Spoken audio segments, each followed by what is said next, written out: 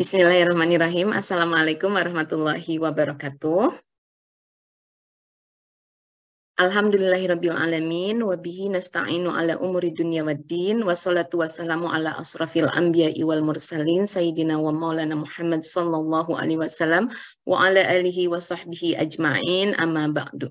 Segala puji kita panjatkan kehadirat Allah Subhanahu wa Ta'ala yang telah melimpahkan rahmat dan kasih sayangnya, sehingga pada hari ini alhamdulillah kita bisa berkumpul kembali di kajian rutin hari Rabu, dan sholawat beserta salam semoga tercurah limpahkan kepada baginda besar Nabi Muhammad Sallallahu Alaihi Wasallam, kepada keluarganya yang mulia, kepada para sahabat, para tabi'in, dan kita umatnya semoga mendapatkan syafaat kelak dari beliau. Amin, amin ya rabbal alamin.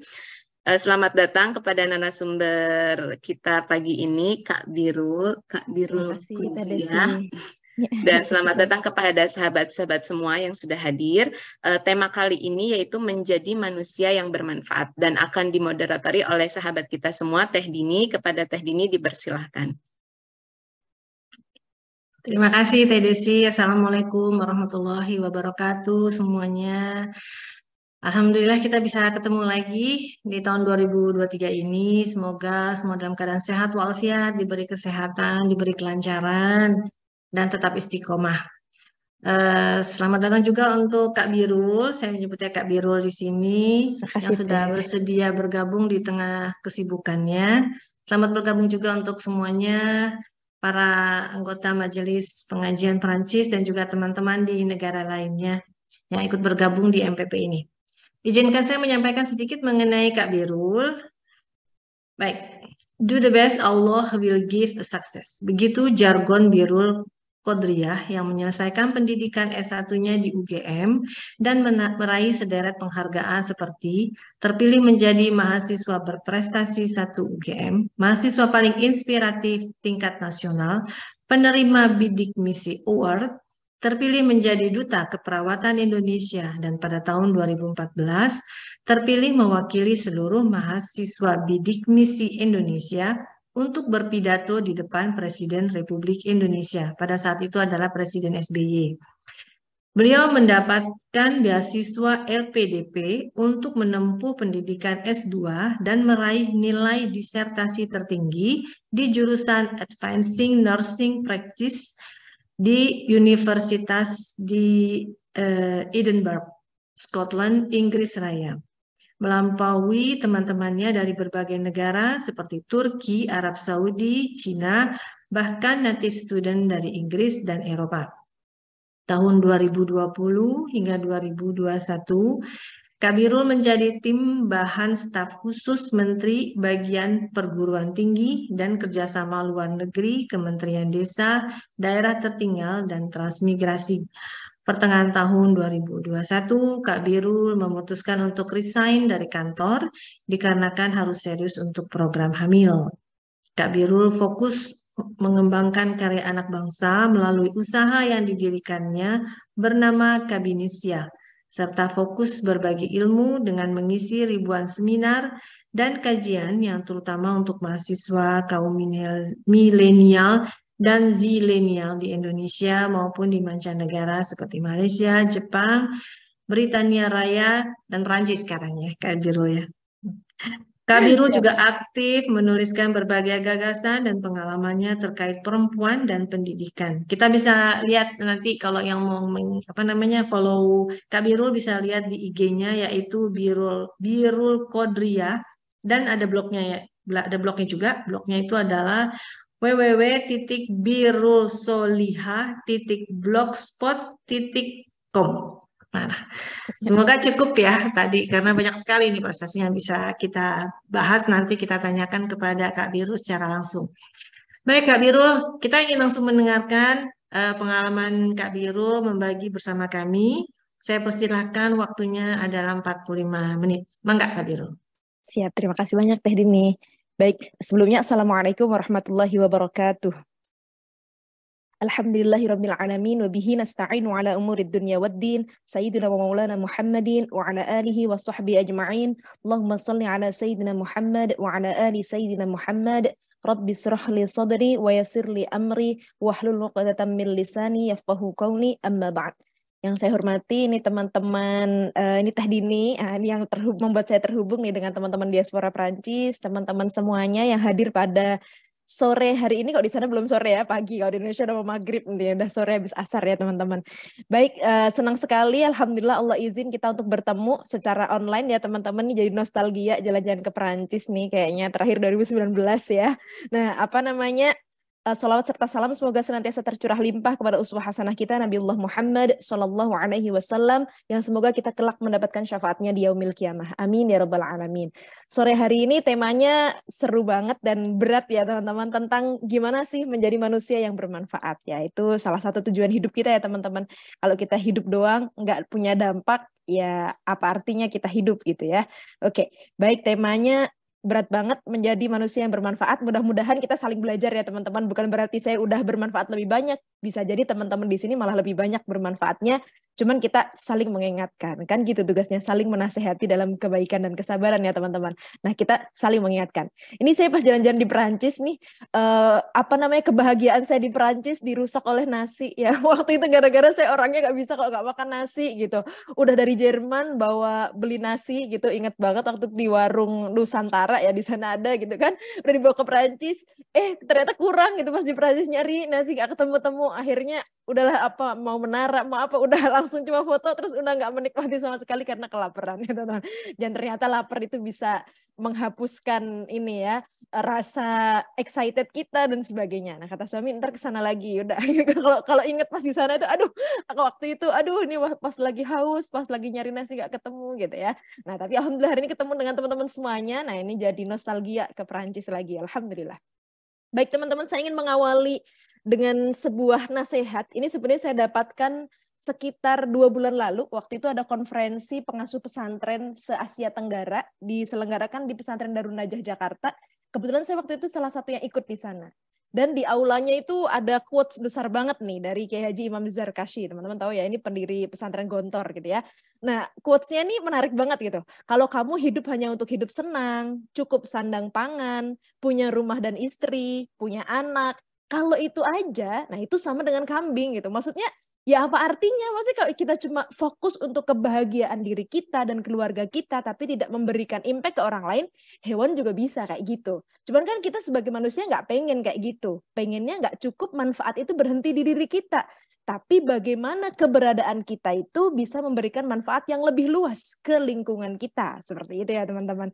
Nah, ini nasihatnya langsung gitu, ngena. Iya ya, kadang-kadang kan kita gitu, aduh nanti rumahnya bagus, ini terus gimana nih, udah punya aset di mana. Tapi lupa, nggak mempunyai manfaat ke lingkungan. Nah itu ya, jadi kita mudah-mudahan bisa jadi the next level muslimah ya teman-teman. Jadi muslimah yang kebaikannya nggak hanya berhenti di diri kita, tapi meluas ke lingkungan di sekitar kita, ke teman-teman di sekitar kita.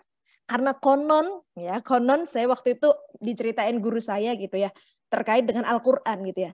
Al-Quran itu kan pedoman manusia hidup ya teman-teman. Itu kan seandainya dirangkum, inti dari Al-Quran itu kan ada di surah Al-Fatihah. Kan pembuka surah yang kita ulang-ulang setiap hari dalam sholat gitu ya. Karena di sana salah satunya ada kalimat ihdinas siratal mustaqim ya. Kita minta petunjuk Allah, ya Allah dibimbing nih biar di jalan yang lurus. Karena kita udah lurus aja karena pengen belok ya kan teman-teman. Udah niatnya mau gini, orang teman-teman belanja aja lagi ada diskon gitu ya. Kalau di Perancis apa ya? Kalau di Inggris Tesco tuh yang terkenal. Di sana bukan Tesco, ada warnanya orange. Saya lupa. Pokoknya waktu itu pas nyari tempat belanja ada deh yang sama kayak di Inggris gitu ya. Oh, lagi ada diskon gitu ya. Niatnya mau beli apa, kita aja bisa belok gitu ya teman-teman. Ih, mumpung gitu kan. Nah, apalagi dalam hidup godaannya banyak banget ya teman-teman. Makanya dalam sholat kita selalu mengulang kata ihdinas siratal mustaqim. Kita mohon ya Allah bimbing saya dong biar selalu on track gitu ya, on the way gitu loh. Tujuan saya biar menuju engkau itu terus ada kayak gitu. Karena itu nggak mudah. Nah, kemudian kalau surah Al-Fatihah ini teman-teman dirangkum lagi, nah intinya itu ada di basmalah, di Bismillahirrahmanirrahim. Kenapa ada di Bismillahirrahmanirrahim? Nah, ini menarik. Nah, guru saya menceritakan karena di situ ada kata Rahman dan Rahim, teman-teman. Yaitu merupakan intisari dari Islam itu sendiri, yaitu Rahman dan Rahim. ya, menebar kasih sayang, meluaskan manfaat, gitu kan? Rahman dan Rahim itu sifatnya Allah yang agung banget gitu. Makanya kalau teman-teman mendidik anak-anaknya, mengenalkan Islam pada lingkungan, harusnya dengan prinsip Rahman dan Rahim, bahwa Islam itu agama yang menyejukkan, yang menyenangkan, yang membuat orang itu jadi tenang gitu ya, yang ada ekspresi kasih sayang di dalamnya, bukan dikit-dikit ini neraka loh, neraka misalnya kayak gitu, ada apa dikit serem banget gitu ya. Allah aja mensifati dirinya Rahman dan Rahim gitu loh. Giliran kita mempraktekkan itu kok enggak kayak gitu ya. Kepada teman kita yang non muslim tunjukkan sifat Rahman dan Rahim kita gitu ya. Bagaimana seorang muslim itu rahmatan lil alamin, rahmat bagi seluruh alam gitu ya. Keberadaan dia itu membuat orang di sekitarnya tuh jadi nyaman, membuat orang yang ada di sekitarnya tuh jadi kalau ada dia itu ada solusi deh. Gitu harusnya teman-teman. Dan rahmatan lil alamin itu enggak cuma pada manusia, bahkan kepada makhluk Allah yang lain gitu ya, kepada binatang, kepada tumbuhan. Sifat Rahman dan Rahim itu pun harusnya nampak gitu ya. Jelas-jelas di depan flatnya gitu ya, ada tanaman udah kering banget gitu ya, nggak disiram lah gitu. Nah itu Rahman dan Rahimnya kemana gitu kan? Tuh ya, jadi harusnya sifat itu bahkan nggak cuma kepada sesama manusia, kepada hewan, kepada tumbuhan pun harusnya itu terrepresentasi dalam hidup kita. Maka apalagi dengan teman-teman kita misalnya yang non-muslim, nah harusnya sifat Rahman dan Rahim itu pun nampak. Karena kan teman-teman apalagi di negara Perancis gitu ya, kalau kita sering baca isu-isunya itu kan lebih challenging daripada di Inggris kayaknya. Kalau kebetulan saya pengalaman hidupnya di Inggris gitu ya.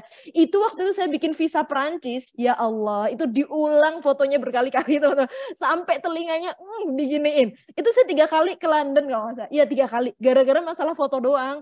Ya Allah, padahal udah ini sampai sini masih diulang lagi nggak lolos. Terakhir sampai pakai ciput doang diginiin baru lolos. Astagfirullah, ini susah amat mau masuk ke Perancis gitu. Ingat banget tuh pas bikin visa, bolak-balik ke London demi mau ke sana gitu ya. Gara-gara saya bikin visa Schengen, tapi waktu itu mepet-mepet lupa kalau peak season liburan gitu ya. Terakhir masih buka, masih ada slot Perancis. Ada bikin, ya ternyata susah gitu ya. Aduh bolak-balik gitu ya. Nah itu challenge-nya mungkin lebih besar gitu.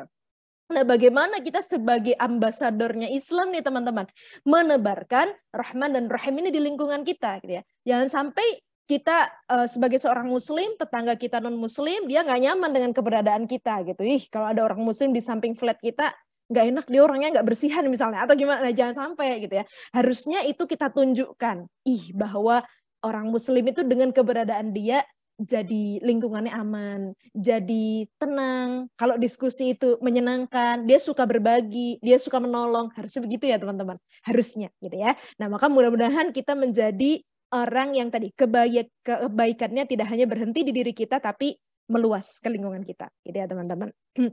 Nah, ini ada seorang sahabat yang pernah bertanya ke Rasulullah, teman-teman. Ya, pertanyaannya bagaimana ya Rasulullah, gitu kan? Man ahabbun nas ilallah, gitu. Siapa sih ya Allah ya Rasulullah yang paling dicintai Allah, gitu. Dan amal apa yang paling dicintai Allah? Ada yang nanya. Lalu Rasulullah menjawab, orang yang paling dicintai Allah adalah yang paling bermanfaat. Ada kata paling di situ teman-teman. Paling bermanfaat bagi sesamanya. Paling itu kan udah bermanfaat, tapi ada yang bermanfaat banget loh. Ya, jadi yang paling banyak manfaatnya bagi lingkungannya, itulah yang paling dicintai sama Allah gitu. Jadi kalau teman-teman mau ngelihat saya dicintai nggak ya sama Allah, ya seberapa banyak manfaatnya udah teman-teman berikan gitu. Kalau manfaatnya baru berhenti di diri teman-teman sendiri, perawatan yang penting glowing doang, terus memang sebagainya dan sebagainya, tapi lupa gitu. Keluarganya aja nggak ngerasain manfaatnya. Aduh, mama sibuk terus gitu ya, nggak sempet kalau ngobrol sama aku dan sebagainya. Apalagi lingkungan yang lebih luas gitu. Nah, jadi indikatornya adalah bagaimana manfaat kita gitu ya teman-teman. Nah, amalan yang paling dicintai Allah pun kalau teman-teman lihat nih, ini berhubungan dengan hablum minan nas. Hubungan dengan manusia. Nih, membuat muslim yang lain bahagia. Nah, kan meluaskan bahagia. Nggak mudah loh teman-teman. Kita bahagia untuk diri sendiri aja kadang susah ya kan teman-teman. Aduh gitu kan. Homesick gitu kan. Atau apa aja lah gitu ya. Nah, itu aja susah gitu. Apalagi meluaskan bahagia. Gimana orang di sekitar kita itu ngerasa bahagia. Seperti kalau dulu lihat Rasulullah. Para sahabat itu konon gitu ya. Kalau lagi banyak masalah, lagi banyak pikiran, itu kayak salah satu yang diharapkan itu bisa bertemu dengan Rasulullah, teman-teman. Ketemu beneran gitu. Ketemu Rasulullah. Nah itu konon ngelihat wajahnya Rasulullah aja, itu kayak seluruh masalah, seluruh kepenatan diri, itu langsung hilang gitu teman-teman. Berubah menjadi lega, berubah menjadi keceriaan. Kenapa? Karena melihat wajah Rasulullah yang menenangkan, wajah Rasulullah yang menyenangkan gitu. Nah itu meluaskan bahagia. Nah kalau kita sudah selesai dengan diri sendiri, insya Allah kita bisa meluaskan bahagia. Mengangkat kesusahan dari orang lain. Tuh teman-teman, kita aja kadang susah gitu ya. Tapi kalau kita bisa membantu orang lain yang sedang dalam kesusahan, nah itu next level dong. Gak cuma sekedar kita keluar dari kesusahan kita gitu ya. Membayarkan hutang, menghilangkan rasa lapar. Nah tuh teman-teman nih, sungguh aku berjalan bersama saudaraku yang muslim untuk suatu keperluan lebih aku cintai daripada beriktikaf di masjid. Kenapa? Karena kalau teman-teman beriktikaf aja, manfaatnya cuma di diri teman-teman. Hubungan teman-teman dengan Allah aja gitu. Sedangkan ketika teman-teman membantu orang lain, itu hubungannya adalah hablum minan nas. Dan teman-teman meluaskan kasih sayangnya Allah. Nih, seorang muslim nih kalau sama orang yang lain tuh baik banget. Dia suka banget menolong. Dia tuh orangnya tuh peduli, ya care. Ada yang sakit dia menjenguk. Ada yang lagi kesusahan dia membantu. Tuh teman-teman, harusnya seperti itu. Kalau teman-teman iktikaf aja, berhenti di teman-teman rahmatnya Allah kan. Tapi kalau teman-teman itu bertemu orang, menolong orang lain, di situ teman-teman sedang meluaskan rahman dan rahimnya Allah. Gitu ya teman-teman. Tuh, maka kalau guru saya itu menyampaikan manusia itu kalau kasarannya gitu ya, dibagi itu dalam 3 kelompok gitu ya. Apa aja itu gitu ya. Yang pertama, manusia yang seperti makanan pokok, teman-teman. Seperti makanan pokok tuh gimana? Dia selalu dibutuhkan, selalu dicari sama orang. Ada ya teman-teman orang yang dicari sama orang gitu ya. Jadi dia dibutuhkan orang lain gitu ya. Karena dia orangnya tuh sangat memberi manfaat dalam hal apapun. Entah itu ilmunya, entah itu skillnya gitu ya. Aduh, laptop nih lagi error. Langsung inget, ada nih orang ada temen nih dari diaspora yang bisa ngutik-ngutik laptop. Cari orangnya itu tuh kalau ada yang kayak gitu dicari, kalau ada perlu apa dicari. Nah ada yang misalnya ini perlu MC nih acara ini, terus inget ada Teh Dini nih biasanya sering MC, bagus nih, dicari gitu ya. Nah, jadi ini nih orang yang selalu memberikan manfaat. Ya, seperti makanan pokok, dia dicari orang gitu ya teman-teman. Kalau lagi ada butuh langsung keinget, ya ini deh orangnya gampangan banget kalau bantu. Lagi ada visit dari ini, orangnya ini deh. Ntar dia bisa gampang nih bantuin kita gitu ya. Itu yang pertama. Yang kedua, setara dengan obat teman-teman. Setara dengan obat tuh gimana? Ya dia dicari, cuman kalau lagi perlu aja gitu kan. Misalnya lagi ada kebutuhan tertentu, kita lagi ada acara nih, perlu masak gudeg misalnya gitu ya. Seperancis, orang Indonesia seperancis itu bisa masak gudeg cuma teh yang ini nih. Udah, sama teh ini. Nah, dicari tapi setahun sekali gitu ya. Pas ada acara 17 Agustus misalnya. Tapi kan mending masih dicari gitu ya. Dan dia menjadi solusi gitu kan. Seperti obat menjadi solusi bagi suatu permasalahan. Nah, yang terakhir yang mudah-mudahan kita nggak masuk kategori ini, seperti racun teman-teman. Nah, dihindari sama orang. Atau kalau ada dia malah bikin bahaya gitu. Udah kalau ada dia, jangan deh. Pasti urusannya nggak kelar-kelar gitu kan. Kalau ada dia, jangan deh. Ntar pasti jadi ribet banget. Udah dah, di kepanitiaan nggak usah ngelibatin dia. Ada ya orang yang kayak gitu ya teman-teman. Jangan sampai kita menjadi orang yang seperti itu gitu ya. Mudah-mudahan kita bisa jadi orang yang paling nggak seperti obat lah ya. Masih dibutuhin orang lain. Masih dicari. Karena kita memberikan impact, manfaat gitu ya teman-teman. Nah tapi kalau bisa lebih lagi seperti makanan pokok tadi yang dia tiap hari dibutuhkan orang, selalu dicari orang. Karena dia itu full manfaat gitu ya. Bikin ini bisa gitu ya, diajak diskusi tentang itu bisa. Terus tentang skill ini bisa, serba bisa dah. Nah dia mudah membantu juga orangnya, mudah memberi manfaat. Mudah-mudahan kita masuk ke situ ya teman-teman. Oke, saya lanjutkan teman-teman. Nah ini menarik juga nih teman-teman. Nih ada hadis nih, la tadkhulal jannah hatta tu'minu wa la tu'minu hatta tahabbu. Nah, tapi di terakhirnya ada kata yang menarik nih teman-teman. Sebentar saya izin minum ya teman-teman.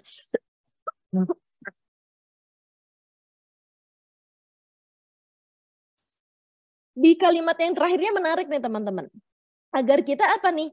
Afsus salam bainakum gitu ya. Maksudnya menyebarkan salam. Nah, kalian tidak akan masuk surga hingga kalian beriman. Dan tidaklah kalian beriman hingga kalian saling menyayangi. Lalu Rasulullah sampaikan, maukah kalian aku tunjukkan sesuatu yang apabila kalian mengerjakan, niscaya kalian akan saling menyayangi gitu ya. Sebarkanlah salam di antara kalian. Kalau bertemu sesama muslim, ucapkan salam. Itu sering ya teman-teman, kalau lagi di luar negeri gitu, suka nggak kenal gitu. Saya sering banget dikira orang Malaysia gitu. Malaysia, Assalamualaikum. Karena kita pakai jilbab, Assalamualaikum. Wah, ketemu gitu kan ya teman-teman. Mengucapkan salam. Apalagi kalau kita di negeri minoritas, ketemu dengan teman muslim kita, Assalamualaikum. Meskipun kita belum kenal gitu ya teman-teman. Tapi konteks yang lain dari menyebarkan salam di sini adalah menyebarkan kedamaian teman-teman. Ya tadi, adanya teman-teman itu bikin tenang, bikin nyaman orang lain. Nah, jadi kalau keberadaan kita itu bikin orang lain nggak nyaman, bikin orang lain bukannya tambah tenang tapi malah tambah sengsara. Wah, itu perlu dipertanyakan ya teman-teman. Itu. Nah, pertanyaannya sebenarnya manfaat itu apa sih gitu ya teman-teman? Sebenarnya apa? Waktu saya kuliah di Edinburgh itu pernah ada satu mata kuliah teman-teman yang membahas tentang impact gitu ya, dampak gitu ya. Waktu itu kita dikasih tugas untuk mencari banyak jurnal yang berhubungan dengan impact. Sebenarnya apa sih makna impact itu gitu ya. Akhirnya kita diskusi, semua orang udah cari literatur, terus kita diskusi dan ketemu gitu, satu kesimpulan bahwa ternyata impact itu intinya adalah a change gitu ya. Perubahan. Ada yang berubah gitu loh teman-teman. Jadi indikatornya kita memberi manfaat atau belum, itu salah satunya ada yang berubah. Dengan adanya diri kita misalnya, kita jadi Perancis, tadinya di Perancis nggak ada pengajian. Ada kita jadi ada pengajian. Ada yang berubah. Dulu pas belum ada kita di Perancis nggak ada acara apa. Pas ada teman-teman jadi ada. Karena teman-teman punya ide menyelenggarakan itu misalnya. Nah itu, ada dampak, ada sesuatu yang berubah. Nah, maka kalau teman-teman mau ngelihat, sebenarnya saya udah bermanfaat apa belum sih? Lihat aja, setelah ada diri kita, ada yang berubah nggak di lingkungan kita? Atau paling nggak di keluarga kita yang paling kecil lah. Ada yang berubah nggak dengan suami kita, dengan anak-anak kita, dengan keberadaan kita? Atau mereka merasa lebih nyaman kah? Mereka tidak nyaman? Nah, keberadaan kita di kelas ya, teman-teman yang lagi kuliah S2 atau S3 gitu ya. Dengan keberadaan kita gimana nih kondisi lab gitu kan, kondisi office, apakah jadi lebih nyaman orang-orang atau sama aja? Nah, itu teman-teman, itu indikator impact ya.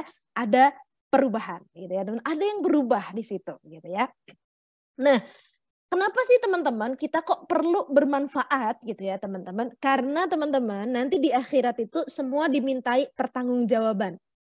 Waktu itu saya habis bahas sama adik-adik universitas mana yang kemarin terakhir itu.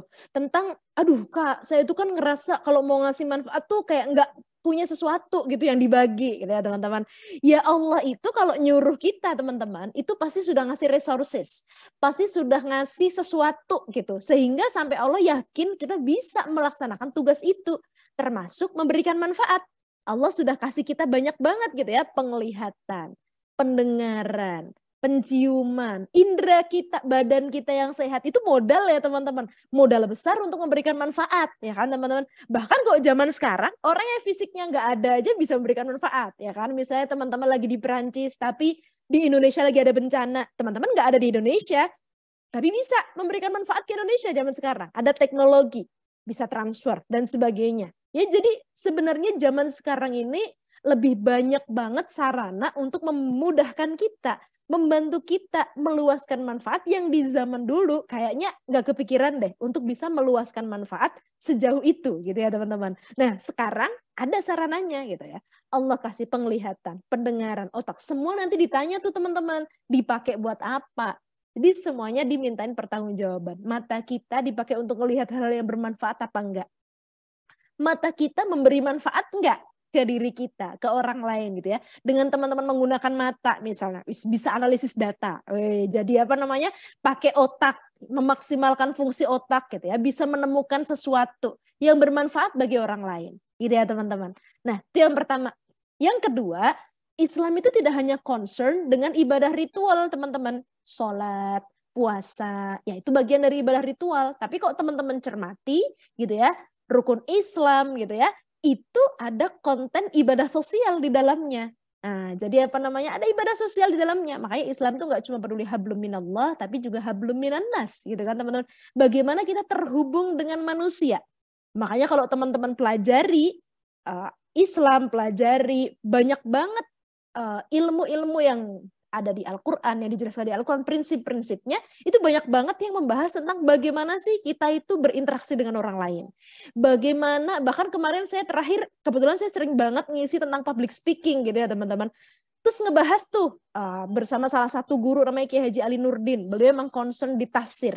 Membahas tentang gimana sih Al-Quran ini membahas tentang teknik komunikasi. Ternyata di Al-Quran itu ada prinsip-prinsip etika bicara. Agar kita itu kalau komunikasi dengan orang lain itu nyaman orang lain. Ternyata itu dibahas di Al-Quran gitu loh. Jadi benar-benar hal-hal yang bahkan sampai detil banget operasional untuk bagaimana kita berinteraksi secara sosial. Itu dibahas dengan detail gitu dalam Islam teman-teman. Itu agama lain nggak ada yang sedetail itu teman-teman ya. Bahkan tentang bagaimana pernikahan, bagaimana semuanya diatur deh teman-teman. Cara kita ngomong ke orang tua kita, ke orang yang lebih dewasa, cara kita berinteraksi dengan non-muslim, cara semuanya dibahas. Makanya salah satunya kenapa Allah kemudian menekankan ibadah sosial ini, salah satu yang hikmah yang diberikan itu adalah gini teman-teman, yang diutus ke muka bumi ini bukan malaikat yang menjadi teladan kita, tapi manusia. Rasulullah Shallallahu Alaihi Wasallam. Ya, manusia yang dia juga punya kompleksitas interaksi sosial sama dengan kita gitu ya. Bahkan lebih kompleks lagi di zaman Rasulullah gitu ya teman-teman. Nah, jadi kita bisa meneladani bagaimana ketika Rasulullah misalnya dihadapkan pada masalah. Oh, cara menyelesaikannya seperti itu.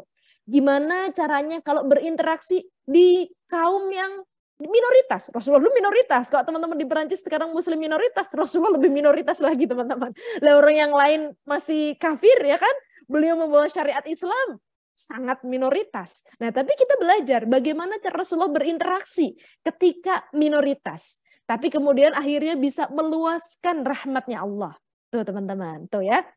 Dan teman-teman, orang yang cerdas itu orang yang mampu menjadikan hal yang tidak kekal menjadi hal yang kekal. Maksudnya bagaimana? Teman-teman ini kan dikasih kesehatan, dikasih harta, dikasih apapun sama Allah banyak banget gitu ya. Tapi itu kan selesai ketika teman-teman udah meninggal. Tapi kalau teman-teman itu orang yang cerdas, insya Allah nih teman-teman semua di sini pasti orang-orang yang cerdas, itu mampu menggunakan hal-hal yang nggak kekal tadi menjadi hal yang kekal. Kenapa? Karena teman-teman panjangkan manfaatnya. Gitu kan? Teman-teman gunakan jarinya untuk kalau bikin konten yang bermanfaat. Buat nulis tulisan yang bermanfaat. Jadi ketika teman-teman udah nggak ada, tulisannya masih bisa dibaca orang. Bisa ilmunya diserap oleh orang lain. Teman-teman bikin jurnal. Gitu kan? Kalau teman-teman lagi S2 pasti kan tuntutannya nulis jurnal. Itu menggunakan tangan, menggunakan otak gitu ya. Memanjangkan manfaat hal yang tadinya tidak kekal, yang ketika teman-teman nggak ada, udah nggak bisa lagi, tapi berhubung teman-teman menjadikannya sesuatu yang kekal, nah tadi ketika teman-teman nggak ada, manfaatnya masih terus berjalan. Itu ya teman-teman. Dan tadi, waktu nggak akan kembali besok ya teman-teman. Kapan waktu berbuat baik kita akan selesai, kita nggak pernah tahu. Makanya ya udah, kita berusaha aja berbuat baik terus gitu ya teman-teman. Karena kan kita pengennya meninggalnya husnul khotimah. Pengennya endingnya itu yang terbaik ya, jadi makanya ya udah selalu berbuat baik aja terus kepada siapapun dimanapun gitu ya teman-teman, karena tadi kita nggak pernah tahu, jangan-jangan ini amal baik terakhir kita, jangan-jangan habis ini ntar kita meninggal, kita nggak pernah tahu ya teman-teman. Sengaja Allah nggak kasih tahu kapan deadline meninggal kita, karena kalau teman-teman tahu kapan deadline meninggalnya itu serem loh teman-teman, serem. Kenapa saya bisa bilang begitu? Dulu saya pernah penelitian yang terhubung dengan orang-orang, sebenarnya penelitian saya bukan tentang itu gitu ya, tentang berhubungan dengan narapidana. Cuman waktu itu nggak sengaja gitu ketemu dengan orang yang dihukum mati teman-teman, nggak sengaja. Terus ngobrol biasa, bukan riset. Ini saya ngobrol biasa, tapi riset saya sebenarnya bukan ke beliau, tapi karena lagi nunggu yang lain, responden saya akhirnya ngobrol nggak sengaja gitu. Gimana? Saya tanya, gimana perasaannya kalau udah tahu kapan meninggalnya? Serem loh teman-teman. Jadi udah tahu meninggalnya hari apa, jam berapa. Itu dari 4 orang katanya. Saya tuh punya 4 orang yang nanti dieksekusi di hari yang sama katanya. Itu ternyata 2 orang udah depresi katanya. Karena dia nggak bisa ngebayangin, aku bentar lagi meninggal gitu loh. Tahu deadline-nya. Tuh bayangin teman-teman. Ternyata nggak indah itu kalau kita tahu kapan meninggalnya gitu ya teman-teman. Nah Allah sengaja nggak kasih tahu biar apa? Teman-teman selalu memaksimalkan. Maaf ya teman-teman, saya izin minum.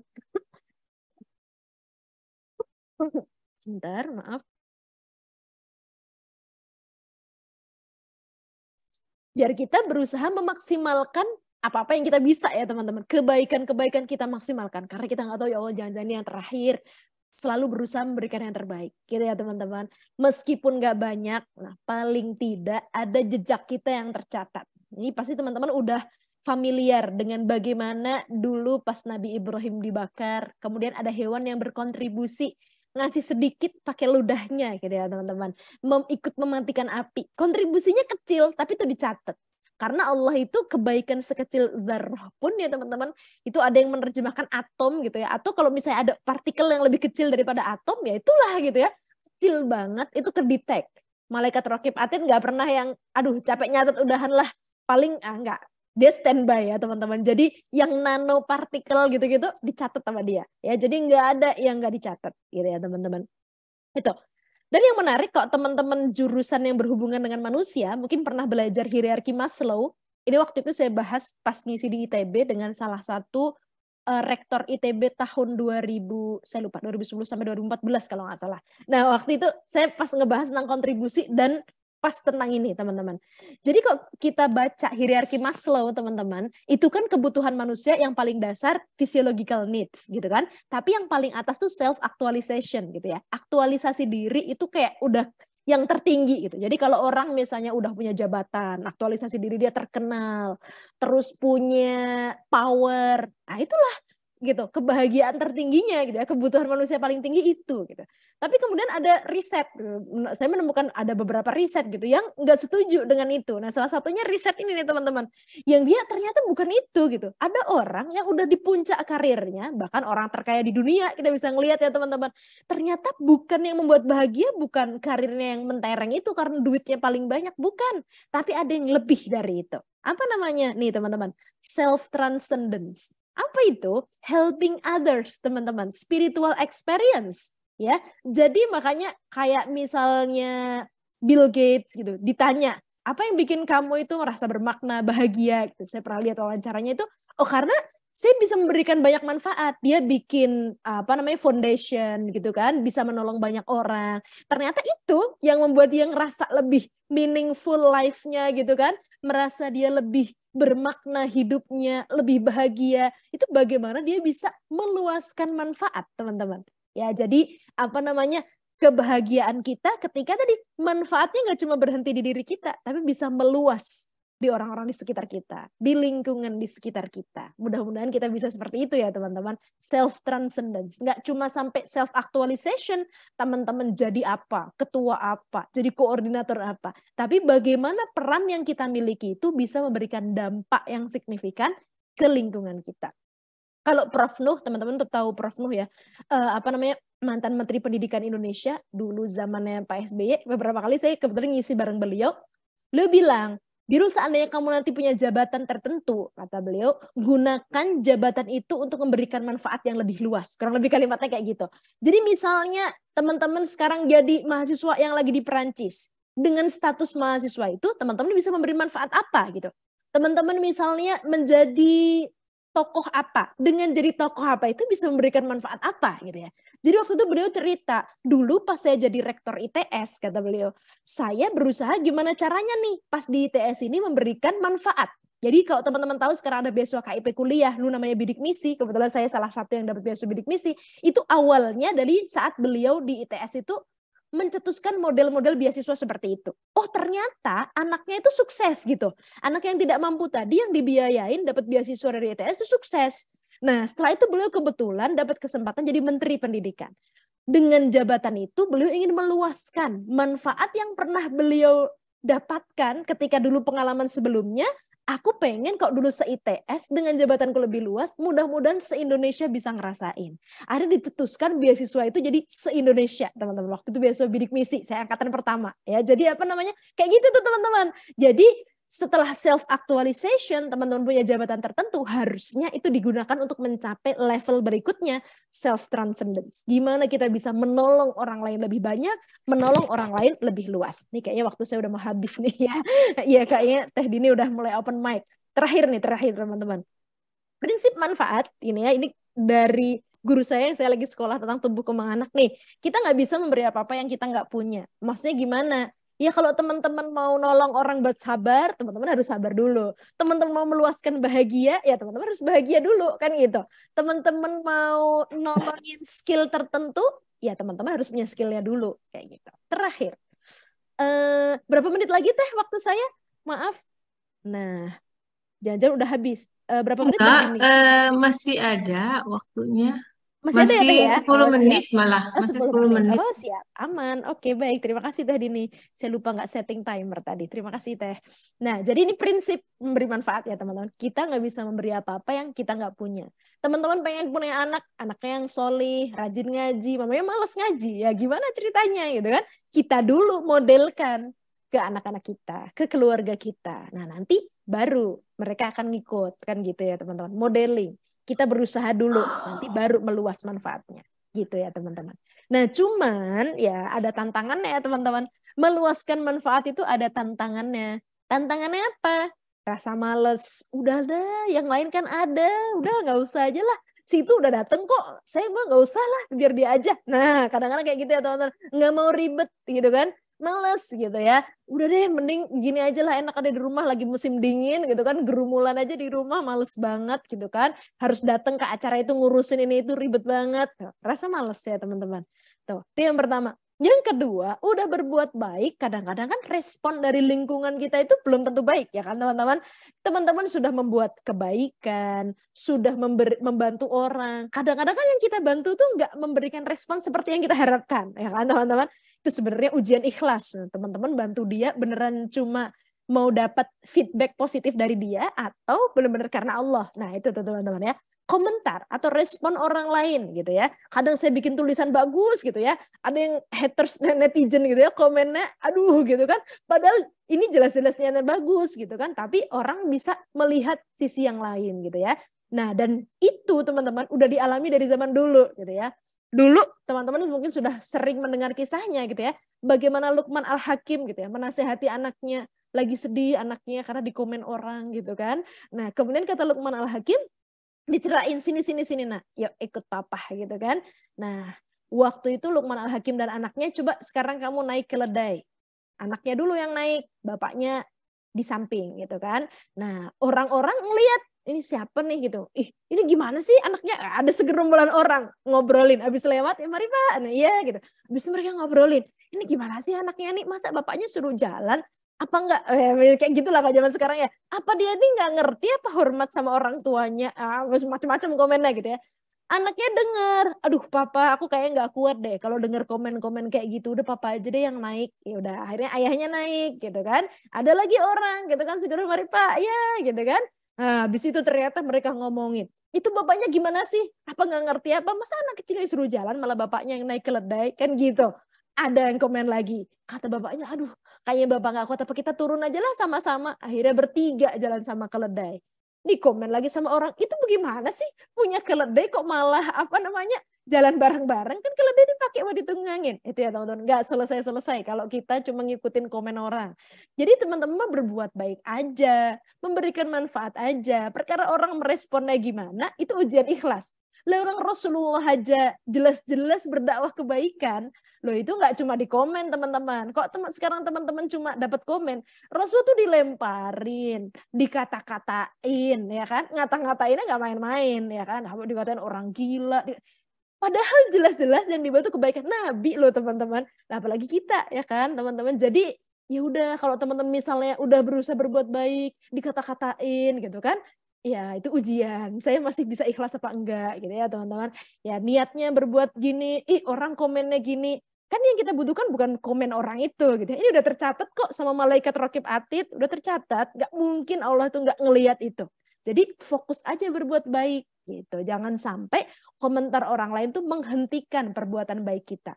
Tapi kalau semua perbuatan baik kita kok dikomen orang, nah itu kita evaluasi diri juga. Jangan-jangan cara kita berbuat baik nggak benar gitu ya teman-teman. Karena ada caranya juga berbuat baik gitu ya. Misal nih, teman-teman ngasih makanan. Ngasih makanan tuh kan berbuat baik. Tapi kok cara ngasihnya nggak benar, no, makan no. Gitu kan orang juga gimana ya kan. Ada caranya juga berbuat baik ya. Jadi tuh ya Nabi aja di komen. Bahkan dulu Nabi Musa itu pernah komplain teman-teman. Komplain sama Allah. ya Allah ini kenapa sih umat saya ini ada yang model-model komen-komen kayak begini, kira-kira kayak gitulah komplainnya itu. Terus bisa nggak sih ya Allah dibikin yang model-model komen kayak gini tuh jadi komen yang positif-positif kayak mengapresiasi gitulah kira-kira kok zaman sekarang. Terus apa jawabannya Allah? Wahai Nabi Musa, engkau ini nabi, lo saya yang Allah aja sering dikata-katain gitu lah kurang lebih. Nah kan kita sering kata-katain Allah. Teman-teman nyadar nggak? Ya Allah kok bisa saya sih? Ya Allah kok tega banget sih sama saya? Itu ngata-katain Allah ya kan? Itu kata Allah, loh kamu ini nabi dikata-katain. Lah saya loh, Allah loh, Tuhan manusia aja dikata-katain gitu ya. Jadi itu tuh. Jadi kalau kalau teman-teman dikata-katain lah Allah aja dikata-katain gitu ya teman-teman. Tuh ya jadi sabar aja gitu ya. Itu ujian ikhlas gitu. Sekarang meluaskan manfaat banyak caranya ya teman-teman gitu ya. Apalagi kita sekarang di era society 5.0 gitu yang super smart society gitu ya. Ada banyak teknologi yang membantu kita untuk meluaskan manfaat gitu ya. Terakhir, kapan sih waktunya kita berbuat baik, meluaskan manfaat? Kalau teman-teman cermati di Al-Qur'an itu kalimat-kalimat ayat-ayat yang berhubungan dengan kebaikan, meminta kita untuk berbuat kebaikan, itu pasti menggunakan kata bersegera atau enggak bergegas gitu ya. Ada wasari'u, bersegeralah gitu kan. Segera gitu. Fastabiqu, malah berlomba-lombalah dalam kebaikan. Sabiqu gitu. Kalau bisa kebaikan kita itu sampai ngalahin yang lain, saking baik banget gitu. Tuh. Jadi selalu menggunakan kata bergegas, bersegera. Kenapa? Karena tadi teman-teman, kita nggak pernah tahu, ya. Kita nggak pernah tahu nyawa kita itu habisnya kapan, gitu ya. Kalau teman-teman lagi misalnya nih lihat homeless gitu kan, minta-minta terus kayak kasihan banget gitu. Terus di hatinya kan kita suka ada pengen ngasih kasihan gitu kan. Ntar aja dah. Nah kalau nunda ntar aja itu teman-teman kemungkinannya nggak jadi. Yakin gitu ya. Nah, jadi kalau teman-teman lagi grek gitu, pengen ngasih langsung aja segera. Karena setan itu udah standby ya kan, standby. Nah jadi kalau teman-teman udah ntar aja deh, nggak jadi itu sholat gitu kan, udah denger adzan gitu, udah waktunya adzan nih, alarmnya udah bunyi gitu kan, ntar dulu dah gitu kan. Itu akhirnya macam-macam gitu kan, teman-teman mana ngecek ini, nge-microwave apa dulu lah, tahu-tahu loh udah jam ini loh. Nah kayak gitu, makanya bersegera. Kalau teman-teman lagi dapat panggilan Allah ya teman-teman, panggilan kebaikan tuh dari Allah loh teman-teman. Teman-teman tiba-tiba ngerasa pengen ngebantu orang lain, ngelihat orang ini kasihan banget pengen nolong, itu panggilan dari Allah. Nggak semua loh teman-teman dikasih greget itu. Maka ketika teman-teman lagi dapat panggilan itu, segera, jangan nunda-nunda. Karena tadi kalau nunda bisa jadi pertama nggak kesampaian, itu udah hilang tuh, gregetnya itu udah hilang. Yang kedua, ya kalau kita masih dikasih umur, kalau enggak gimana? Ya kan nggak jadilah kita, gitu ya teman-teman. Tuh akhirnya nanti apa? Nyesel kalau udah meninggal, ya Allah gitu kan. Mulai enggak? Nanti kan makanya orang-orang itu yang udah meninggal kalau dikasih opportunity gitu ya, mereka minta apa? Minta dihidupin lagi, biar apa? Biar berbuat baik. Nah kita yang hidup ya kan, makanya berbuat baik sebanyak-banyaknya. Oh saya nulis di Instagram saya nih biasanya nih teman-teman di Birrul Qadriyah _RY sama di blog. Nah terakhir ini pesan dari guru saya, kerjakan aja langkah-langkah kecil yang kita bisa gitu. Ya udah fokus berbuat baik aja terus gitu ya. Kita bisanya gitu kita lakukan. Biar Allah yang bantu panjangkan manfaatnya. Jadi fokus aja berbuat baik, fokus aja memberikan manfaat. Allah akan bantu meluaskan manfaat itu. Terima kasih banyak teman-teman. Kita lanjut ke diskusi. Mohon maaf lahir batin. Saya kembalikan ke Teh Dini. Wassalamualaikum warahmatullahi wabarakatuh. Waalaikumsalam warahmatullahi wabarakatuh. Hatur nuhun pisan Kak Biru tadi atas sesinya juga pembagian tadi dari ilmu-ilmu yang sudah disampaikan. Saya nyatetnya juga tadi sampai terburu-buru karena saking ikutan semangat. Seperti itu. Baik, Kak Biru, Masya Allah ya, tadi yang disampaikan tuh, ini PR buat saya nih, sebenarnya juga kan. Nah, tapi saya ada sedikit sebelum kita ke tanya jawab, mungkin buat yang nanti ada peserta yang ingin bertanya, silakan secara langsung ataupun lewat chat. Saya ingin bertanya dari sisi Kak Biru sendiri gitu loh. Tadi kan Kak Biru menceritakannya kan bagaimana, boleh dibilang lebih kepada teori gitu ya kan. Nah, kalau dari pengalaman Kak Biru sendiri tuh, gimana sih, apa yang membuat Kak Biru bermotivasi untuk menjadi manusia yang bermanfaat gitu? Kuncinya apa pada saat itu? Terus apa yang membuat Kak Biru tidak berhenti pada akhirannya gitu kan? Nah, ini jadi kontinuitas untuk terus dan terus gitu. Gimana Kak Biru? Pertanyaan berat nih dari Teh Dini nih. Ini jangan-jangan teori doang gitu ya. Enggak. Jadi apa namanya? Pesan bapak saya itu selalu berpesan gitu. kamu boleh jadi apa aja gitu. Maksudnya kamu mau berprofesi apa aja silahkan, tapi ingat dimanapun kamu berada, pastikan kamu memberi manfaat. Itu pesan bapak saya gitu ya. Jadi kamu mau tinggal di Indonesia, mau tinggal di luar negeri, mau tinggal di mana aja, terserah gitu. Tapi pastikan gitu, dimanapun kamu berada, kamu ngasih manfaat. Itu yang selalu menjadi pedoman terngiang-ngiang gitu. Udah belum saya ngasih manfaat gitu ya. Jadi akhirnya sejak maaf ya teman-teman sebentar.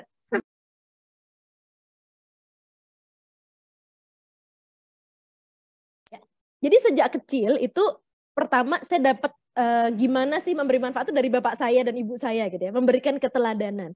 Jadi saya bukan dari keluarga yang ekonomi mampu ya teman-teman. Kok teman-teman pernah lihat video saya pas pidato, saya nyeritain emang saya bukan dari ekonomi mampu, makanya dapat beasiswa gitu kan. Jadi dari ekonomi yang benar-benar terbatas gitu. Cuman yang menarik itu adalah dalam keterbatasan itu, bapak saya itu berusaha untuk selalu kalau bisa memberi. Jadi teman-teman kalau misalnya kan di Jawa itu suka ada yang nasi, teman-teman tahu kan ya, kalau ada orang hajatan kan dapat berkat. Nah, dapat berkat tuh lah. Nah, itu saya tuh nggak boleh menyentuh berkat itu sebelum si berkat itu dibagikan ke tetangga-tetangga dulu. Nah, jadi apa namanya, misalnya ini satu besek gitu, kalau di besek itu kayak satu kotak nasi gitu ya, itu pasti dibagiin pakai mangkok-mangkok kecil. Jadi kalau misalnya telurnya satu, itu misalnya tetangga kita 4, itu sampai satu telur dibagi 4 loh teman-teman. Jadi benar-benar satu mangkok isinya apa, semua lauk dapat dikit-dikit. Itu saya diminta bagi-bagiin itu dulu, baru saya boleh makan. Maksudnya itu kan sebenarnya mengajarkan tentang prinsip berbagi. Ya kamu nggak punya banyak nggak apa-apa, tapi kamu bisa berbagi dengan resources yang kamu punya. Nah dari situ tuh, itu pertama. Yang kedua, kalau ke pasar itu pasti ayah saya itu yang kepikiran ibu saya nih, apa nih ngasih oleh-oleh apa nih ke tetangga. Makanya pas ayah saya itu udah pensiun dari pekerjaan, ibu saya itu takut kalau mau ke pasar. Kenapa? Karena takut nggak bisa ngasih oleh-oleh gitu. Karena biasanya kalau ke pasar tuh selalu fokus nanti ngasih apa ya ke tetangga. Karena saya lagi ke pasar nih, berarti saya harus ngasih sesuatu. Nah tapi pas habis bapak saya udah pensiun, nggak terlalu punya uang lagi gitu, di PHK lebih tepatnya karena di pabrik gitu kan. Akhirnya ibu saya tuh kalau mau ke pasar sembunyi-sembunyi. Jangan sampai ada tetangga yang tahu gitu ya. Karena saking khawatir uangnya nggak cukup kalau mau buat beli oleh-oleh gitu. Jadi kadang-kadang ya udah beli aja lah di tetangga, di apa gitu. Karena saking uangnya nggak cukup lagi gitu. Cuman dari situ akhirnya teman-teman, ya tadi ketika kita memberikan kebaikan, kalau guru saya tuh selalu bilang kita nggak bisa merubah orang lain, tapi kita bisa menginspirasi orang lain untuk berubah gitu. Nah dari situ awalnya kita kayak gitu, ternyata tetangga-tetangga tuh pada ngikut teman-teman. Jadi sampai sekarang itu kalau tetangga-tetangga dapat hajatan juga sama, dibagi-bagiin dulu baru mereka makan. Padahal itu awalnya berawal dari tradisi di rumah saya gitu. Tapi ternyata itu menginspirasi tetangga-tetangga yang lain. Nah, dari hal kecil itulah sampai saya dewasa, itu jadi kebawa gitu. Termasuk misalnya pas, jadi saya itu SMP udah ngajar les anak-anak SD, pas saya SMA udah ngajar les anak-anak SMP, pas saya kuliah ngajar les anak-anak SMA, dan saya itu orangnya nggak bisa diam gitu. Jadi lagi di asrama, bikin kegiatan apa nih, TPQ, bikin orangnya kayak gitu. Kenapa? Karena emang dibiasakan dari kecil, dari orang tua saya gitu. Jadi makanya sampai sekarang ketika misalnya nggak memberikan dampak, kayak hidupnya tuh ada yang kurang aja, makanya nyari-nyari aja. Bikin apa nih? Kayak sekarang, oh kebetulan ada beasiswa nih yang bisa dibina. Oke, lagi perlu dibantu bikin konsep. Oke, kita bantuin gitu. Yuk bikin klinik buat duafa. Ayo gitu. Yuk bikin ini. Ayo gitu. Jadi akhirnya tuh seneng aja gitu. Jadi menjadikan manfaat itu bagian dari kesenangan hidup gitu ya teman-teman. Ya kalau teman-teman itu sudah menjadikan manfaat itu bagian dari yang membuat kita bahagia, kita tuh nyari kebahagiaan ke sana gitu loh teman-teman. Banyak orang yang nyari bahagianya tuh ke bar, ya kan? Kalau kita di luar negeri ya teman-teman, pas ditanya, kalian ke bar itu ngapain sih? Nyari bahagia. Itu ada teman saya, anak London, anak Muslim, waktu itu kita ada di ISOC gitu, Islamic Society gitu. Dia Muslim tapi kan kok cowok nggak kelihatan kok Muslim ya teman-teman. Dia diajakin sama temannya ngebar, ayo ngebar gitu kan. Saya nggak ngebar, saya Muslim. Oh kamu Muslim gitu. Terus ditanya, kenapa sih kamu nggak minum alkohol? Kenapa kamu nggak ngebar? Nah dia gantian nanya, emang kenapa kamu ngebar katanya. Terus dia, oh saya ngebar tuh nyari happy-happy. Terus kata teman saya yang Muslim, di dalam Islam banyak cara untuk bahagia. Bahkan kita menolong orang lain itu salah satu cara untuk bahagia. Wih, gitu ya Kak, teman-teman bisa menjadikan memberi manfaat itu cara untuk berbahagia. Jadi akhirnya senang memberi manfaat. Gitu kira-kira Bu Dini. Mudah-mudahan menjawab. Baik, Masya Allah. Jadi memang benar ya, istilahnya memang berbagi itu memang selalu memberikan kebahagiaan ya Kak Birul ya. Walaupun kita tidak punya apa-apa, ilmu yang kita punya pun itu sebenarnya bisa kita bagi gitu kan, Betul seperti itu. sekali. Memang mungkin zaman sekarang orang fokusnya lebih kepada materi kali ya. Jadi kalau Mhm. mau berbagi belum apa-apa, mau minta ilmu, oh ya bayar dulu ya, misalkan istilahnya Nah, seperti itu itu tuh. kali ya. Atau mau Iya, iya. minta bantuan apa, oh ya konsultasi atau mungkin seperti itu. Padahal bisa aja itu mungkin nanti Allah yang akan menggantikannya ya. Betul Dan itu sekali. jauh lebih bermanfaat kali ya, seperti itu. Baik, Kak Birul, ini ada mungkin dari Mbak Berta ingin sedikit juga sama Mbak Berta. Mana ya Mbak Berta? Mbak Berta sudah bisa Mbak Berta? Tadi katanya mati lampunya. Soalnya di Mbak Berta mungkin Mbak Berta menghilang kembali ya sepertinya ya. Siap-siap. Oh ya, ada dari Biasanya suka ada pantun, tapi Mbak eh Berta ini tinggalnya di Makedonia. siap-siap. Ya karena yang ikut di Majelis Pengajian Prancis bukan hanya dari Prancis saja sih, tapi dari Masya beberapa Allah. negara lainnya juga gitu. Masya Allah. Ini juga cara Bu Dini meluaskan manfaat nih. Masya Allah. Insya Allah, Insya Allah. Hmm, Karena saya yang membutuhkan apa namanya teman sesama muslimah gitu kan, jadi ya udah betul. seperti Untuk itu. saling menguatkan ya Bu Dini ya. Saling Betul. menguatkan karena kalau sendiri itu kan susah. Jadi kalau Benar. bareng-bareng kan insya Allah kita jauh lebih kuat seperti itu. Baik, mungkin ada pertanyaan dari teman-teman. Silahkan kalau ada yang ingin bertanya. Sepertinya Mbak Berta menghilang kembali. Tadi mati lampu katanya. Dari Teh Alfi. Mangga Teh Alfi. Iya Teh, saya ingin bertanya Kak Bidul. Terima kasih tadi paparannya ya. Saya Iya, tertampar-tampar, Ter- tercolek-colek, terdorong-dorong dari Iya. tadi. Terutama tadi waktu di awal Kak Birul bilang tentang bahwa banyak orang yang merasa saya mau bagi apa sih, saya nggak punya apa-apa gitu. Dan saya juga sendiri merasakan itu gitu. Kayaknya apa yang bisa saya bagi gitu. Tapi pada kenyataannya sebenarnya kadang-kadang orang lain merasakan manfaat yang mungkin kita sendiri nggak terlalu sadar gitu. Kayak saya cuma bagi link pengajian ini gitu kan. Ternyata banyak orang yang makasih sekali, kayaknya mereka seneng banget gitu kan. Nah, ini yang saya ingin tanyakan kadang-kadang ya itu, gimana sih caranya biar kita tuh apa ya, menyadari potensi apa yang bisa kita bagi, pertama ya kita bagi ya, terus gimana mungkin menggalinya untuk lebih mengembangkannya lagi gitu.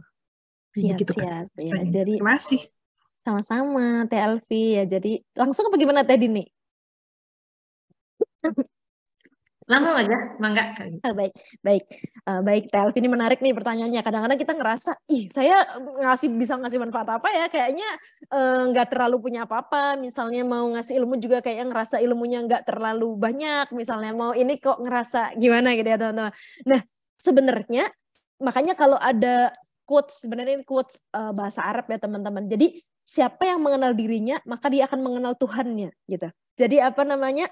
Kenapa? Karena sebenarnya di dalam dirinya itu teramat banyak anugerah yang Allah berikan gitu loh teman-teman. Tanpa kita sadari. Nah, jadi karena kita sering nggak sadar karena itu udah melekat. Jadi kan kalau kita misalnya udah biasa itu jadi nggak ngeh gitu ya teman-teman. Ya kan? Kayak misalnya nih teman-teman misal dikasih duit. Di akhir bulan tiba-tiba ngedadak nih dari pemerintah Indonesia ngasih duit. Orang yang tinggal di Perancis akhir bulan dikasih 1.000 euro misalnya. Wah itu seneng banget. Ya Allah seneng banget Alhamdulillah gitu kan. Tapi setelah itu rutin 2 tahun bisa dikasih, tiba-tiba peraturan itu dicabut. Kira-kira teman-teman gimana? Ya gimana nih, padahal kan dulu itu nikmat yang luar biasa loh pas di awal-awal. Tapi gara-gara itu tuh menjadi kebiasaan sampai kita nggak ngeh bahwa itu adalah sebuah nikmat gitu loh. Ya kan teman-teman? Ya sama. Di tubuh kita juga kayak gitu ya. Saking ini mata, hidung, mulut, telinga ini udah terlalu melekat gitu ya. Dari zaman kita bayi sampai kita gede. Bahkan kita sampai lupa bahwa itu adalah potensi yang Allah berikan. Ada orang yang dengan mulutnya doang gitu ya, dia bisa meluaskan banyak banget manfaat, dia bisa ngompor-ngomporin orang berbuat kebaikan, dia bisa menyampaikan ide-ide brilian gitu kan, hanya dengan mengoptimalkan mulut gitu ya. Ada orang yang dengan penglihatannya doang, dia bisa ngelihat sesuatu yang mungkin orang lain nggak bisa lihat, bukan lihat makhluk gaib ya maksudnya bisa, ini ngelihat potensi ini nih, ini kayak gini bisa nih diginiin, kan ada orang yang kayak gitu tuh, cuma ngelihat peristiwa aja langsung, ini peluang loh buat kamu, ada yang model kayak gitu, ngasih ide, ya padahal cuma ide ya dikasih, tapi idenya itu bisa jadi menjadi kebaikan yang luas untuk orang lain berikutnya, kan gitu kan, terus misalnya pengalaman hidupnya, Itu bisa teman-teman ceritain kok zaman sekarang ya, teman-teman storyteller gitu kan. Teman-teman bisa nulis di Instagram, nulis di apa. Itu ternyata banyak, dulu saya juga ngerasa kayak punya medsos misalnya. Dulu saya anggap itu hal yang nggak penting. Saya makanya nggak pernah punya medsos dulu tuh teman-teman. Sampai akhirnya saya sering banget ngisi seminar tuh ditanyain, Kak Instagramnya apa ini apa. Waduh, saya tuh nggak punya kayak gitu-gitu buat apa gitu kan. Akhirnya dibuatin sama adik saya. Mbak Biru di situ bisa cerita. Kalau punya hal yang bermanfaat ditulis di situ. Saya nulis aja pengalaman saya. Misalnya, oh hari ini pas lagi di Inggris ketemu sama nenek-nenek gitu kan, dia ngirim surat kabar ke anaknya gitu. Waktu itu misalnya saat itu, dia bilang, loh, nah ini surat kabarnya kan udah ada online. Nah neneknya tuh nggak tahu kalau udah ada online gitu. Jadi dia ngirim surat kabar, katanya gini, neneknya itu, dulu anak saya suka banget baca surat kabar ini. Judulnya surat kabar The Scottish kalau nggak salah. Jadi apa namanya, anak saya suka banget baca surat kabar ini. Dia sekarang tinggal di Amerika. Saya yakin dia kangen baca ini. Jadi dia tiap bulan itu ngirimin itu, Bu, ke anaknya gitu. Padahal kan anaknya bisa akses online gitu kan. Cuman itu ekspresi kasih sayang ibunya. Nah, kisah kayak gitu kan saya tulis, ternyata itu membuat orang lain, iya ya ternyata ibu kita, cuma kayak gitu doang. Padahal cuma nulis pengalaman doang. Tadinya kalau pengalaman itu berhenti di saya, manfaatnya selesai di saya. Gara-gara saya tulis, ternyata itu bisa membangkitkan orang lain yang, iya ya Allah mamaku kadang ngirimin apa yang gini-gini, iya aku harus berterima kasih. Contohnya kayak gitu tuh Bu Alfi. Jadi kayak hal yang menurut kita kayak remeh-temeh gitu. Kita cuma memanjangkan experience yang kita dapatkan dengan tulisan doang. Ternyata itu bisa menginspirasi orang lain untuk berbuat baik, untuk berterima kasih ke orang tuanya. Itu contoh simpelnya gitu ya. Karena zaman sekarang banyak banget platform kebaikan yang bisa kita akses dan kita bisa maksimalkan gitu sih. Walfi coba nanti dicek-cek lagi nih. Aduh kira-kira sebenarnya saya punya apa sih? Nah, jadi atau bisa nanya ke orang ya kan teman-teman, kalau kita nggak ngeh kan kita bisa nanya ke orang. Saya dulu sering kayak gitu. Menurutmu aku tuh bagusnya di apa sih? Ibu kamu kalau ngomong bagus deh. Coba deh kamu nge-MC, coba deh bisa kayak gitu. Meskipun pas awal-awal saya dulu bicara gitu, pas SMA tuh saya pertama kali, saya orangnya emang suka ngomong dari TK gitu ya. Cuman pas pertama kali ketemu pelatih nasional, kata pelatihnya itu, Biru kamu ngomongnya kayak ayam. Katanya kok bisa kayak ayam gitu ya. Ngomongnya gitu. Tapi akhirnya belajar bisa gitu ya. Cuman ya tadi apa namanya, perlu bertahap. Cuman kita bisa nanti lama-lama mengenali, oh ternyata gini. Jadi nggak harus kebaikan yang besar, Kak Alfi ya. Jadi bahkan hal-hal kecil ya, tadi makanya kalau guru saya berpesan tuh, mulai aja dari langkah-langkah kecil yang kita bisa, gitu kan. Biar Allah yang panjangkan manfaatnya. Contohnya misalnya yang saya pidato di depan presiden itu, waktu saya pidato aja. Nggak taunya, ternyata ribuan orang itu banyak yang termotivasi dari itu, yang awalnya mau putus kuliah, itu pada DM saya gitu, ya Allah Kak makasih, aku pas SMA nggak sengaja nonton video kakak, terus aku awalnya udah nggak mau kuliah, udah kayak nggak punya cita-cita, habis nonton itu aku berusaha nyari beasiswa tuh Kak, sekarang aku udah mau lulus sarjana, kayak ya Allah gitu, saya cuma ngomongnya sekali loh waktu itu gitu kan, cuman Allah yang panjangkan manfaatnya, itu contohnya sih Teh Alfi. Jadi optimis bisa dengan berbagai cara yang kita bisa ya, mudah-mudahan menjawab Teh Alfi. Ya, alhamdulillah. Alhamdulillah, terima kasih Kak Biru. Ya kayak saya mungkin hobi saya browsing, jadi kerjaannya bagi-bagi link kayak gitu mungkin. Nah itu juga sesuatu yang iya betul, menarik, yang sesuatu yang bermanfaat. Bahkan kita baca jurnal teman-teman, jurnal zaman sekarang itu kan orang males ya baca jurnal. Itu berdasarkan riset salah satu, karena orang sekarang males baca jurnal, mereka suka baca jurnal-jurnal yang isinya itu diringkas di TikTok, di medsos, karena itu menurut mereka lebih efektif gitu. Nah misalnya Telvi suka nih baca jurnal berhubungan dengan ini, topiknya selalu di area itu, post aja berdasarkan riset ini, ternyata kita tidur sekian jam, ini loh, kan hal kayak gitu, oh ternyata gitu, misalnya kayak gitu tuh, berawal dari kayak gitu, orang jadi berpikirnya ilmiah gitu, gara-gara kita bimbing tanpa mereka sadari, gitu Telvi, mudah-mudahan bermanfaat. Terima kasih Kak Birul, terima kasih nuhun teh ini.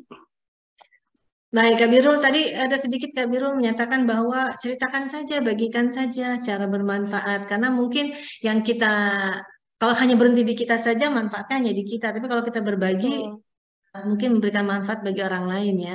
Jadi saya ingin di sini menyemangatkan teman-teman di MPP juga nih, karena Kak Birul tahun 2023 ini, Majelis Pengajian Perancis ini masuk ke tahun kelima berdiri. Dan rencananya nih insya Allah saya nih mengajak teman-teman yang sudah bergabung ini untuk menuliskan tentang menjadi muslimah di Perancis itu perjuangannya seperti apa. Nah, Makanya nih dari kemarin saya mencoba menyemangati. Jadi tadi kan Iya, disemangati juga oleh Kak Birul kan, bahwa selalu betul. memberi manfaat walaupun hanya catatan kecil gitu ya Kak Birul. Setuju ya Kak Birul Betul, ya berarti ya. setuju. Karena tulisan kita yang menurut kita itu pengalaman biasa, teman-teman. Itu menurut orang lain bisa jadi pengalaman luar biasa loh. Saya sering kayak nulis, ih ini apaan sih cuma pengalaman gitu doang. Tapi ternyata bagi orang lain, ih makasih banyak ya Kak. Ini ya kayak gitu-gitu. Jadi apa namanya, nulis aja gitu. Nulis tuh nggak pernah ada ruginya. Serius, nulis nggak pernah ada ruginya. Ya karena ya itu salah satu cara kita memanjangkan manfaat. Bisa jadi kita udah meninggal, tapi experience kita masih bisa dibaca sama orang loh teman-teman. Itu sesuatu banget sih. Gitu Teh Dini. Baik, semangat ya teman-teman untuk menulis buku nih, buku pertama Ya, MPP, semangat. masuk tahun kelima MPP ini. Baik, Insya Allah. pertanyaan berikutnya datang dari Dela, yaitu jadi bagaimana mengenali diri sendiri, mengetahui kompetensi kita. Nah, bagaimana nih Kak Biro? Mungkin ada tips-tipsnya, ada trik-triknya, bagaimana? Iya, bagaimana nih tipsnya mengenali diri sendiri gitu ya teman-teman. Ya, jadi sebenarnya kita kan yang paling kenal dengan diri kita, ya kan teman-teman. Gimana nih caranya biar kita mengenal?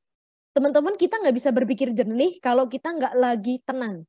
Maka salah satu cara mengenal diri kita itu kita perlu memberikan space waktu untuk self-reflection. Dan self-reflection itu ternyata salah satu skill tinggi ya, tertinggi bagi manusia gitu. Kalau guru saya bilang, orang yang bukan tertinggi ya, dia salah satu kompetensi yang tingkat tinggi gitu.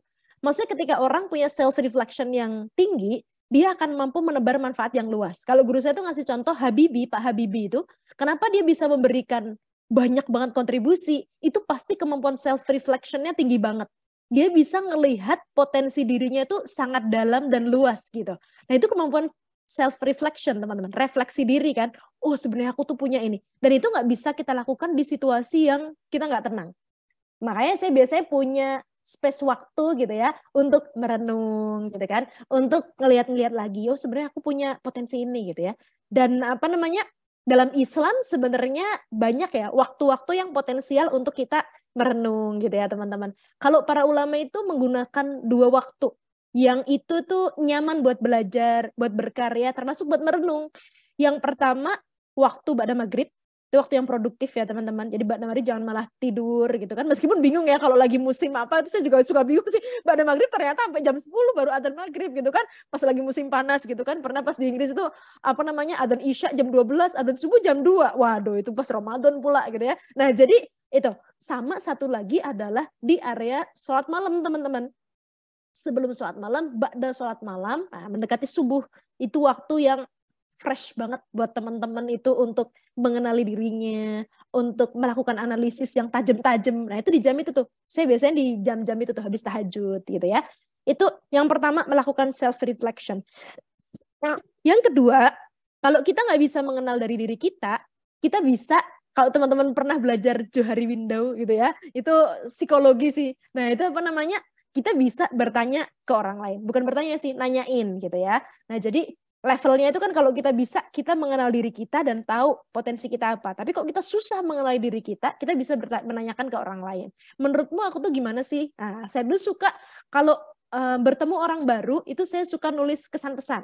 Jadi kayak misalnya saya pas di SMA gitu kan, saya masih punya tuh dari teman-teman saya, SMA, pas saya ketemu mereka pertama kali, kesan pesan mereka terhadap saya itu apa gitu. Itu saya punya. Oh, Biru tuh orangnya supel misalnya, tapi dia kadang-kadang egois, kadang-kadang itu saya punya tulisannya. Oh, berarti saya tuh punya potensi ini nih. Saya tulis. Pas kuliah saya masih punya catatannya juga gitu ya. Jadi itu salah satu cara, jangan-jangan saya membaca diri saya seperti ini, orang lain baca saya yang lain kan gitu kira-kira. Saya udah ngerasa ramah, orang lain bilang ternyata saya nggak ramah.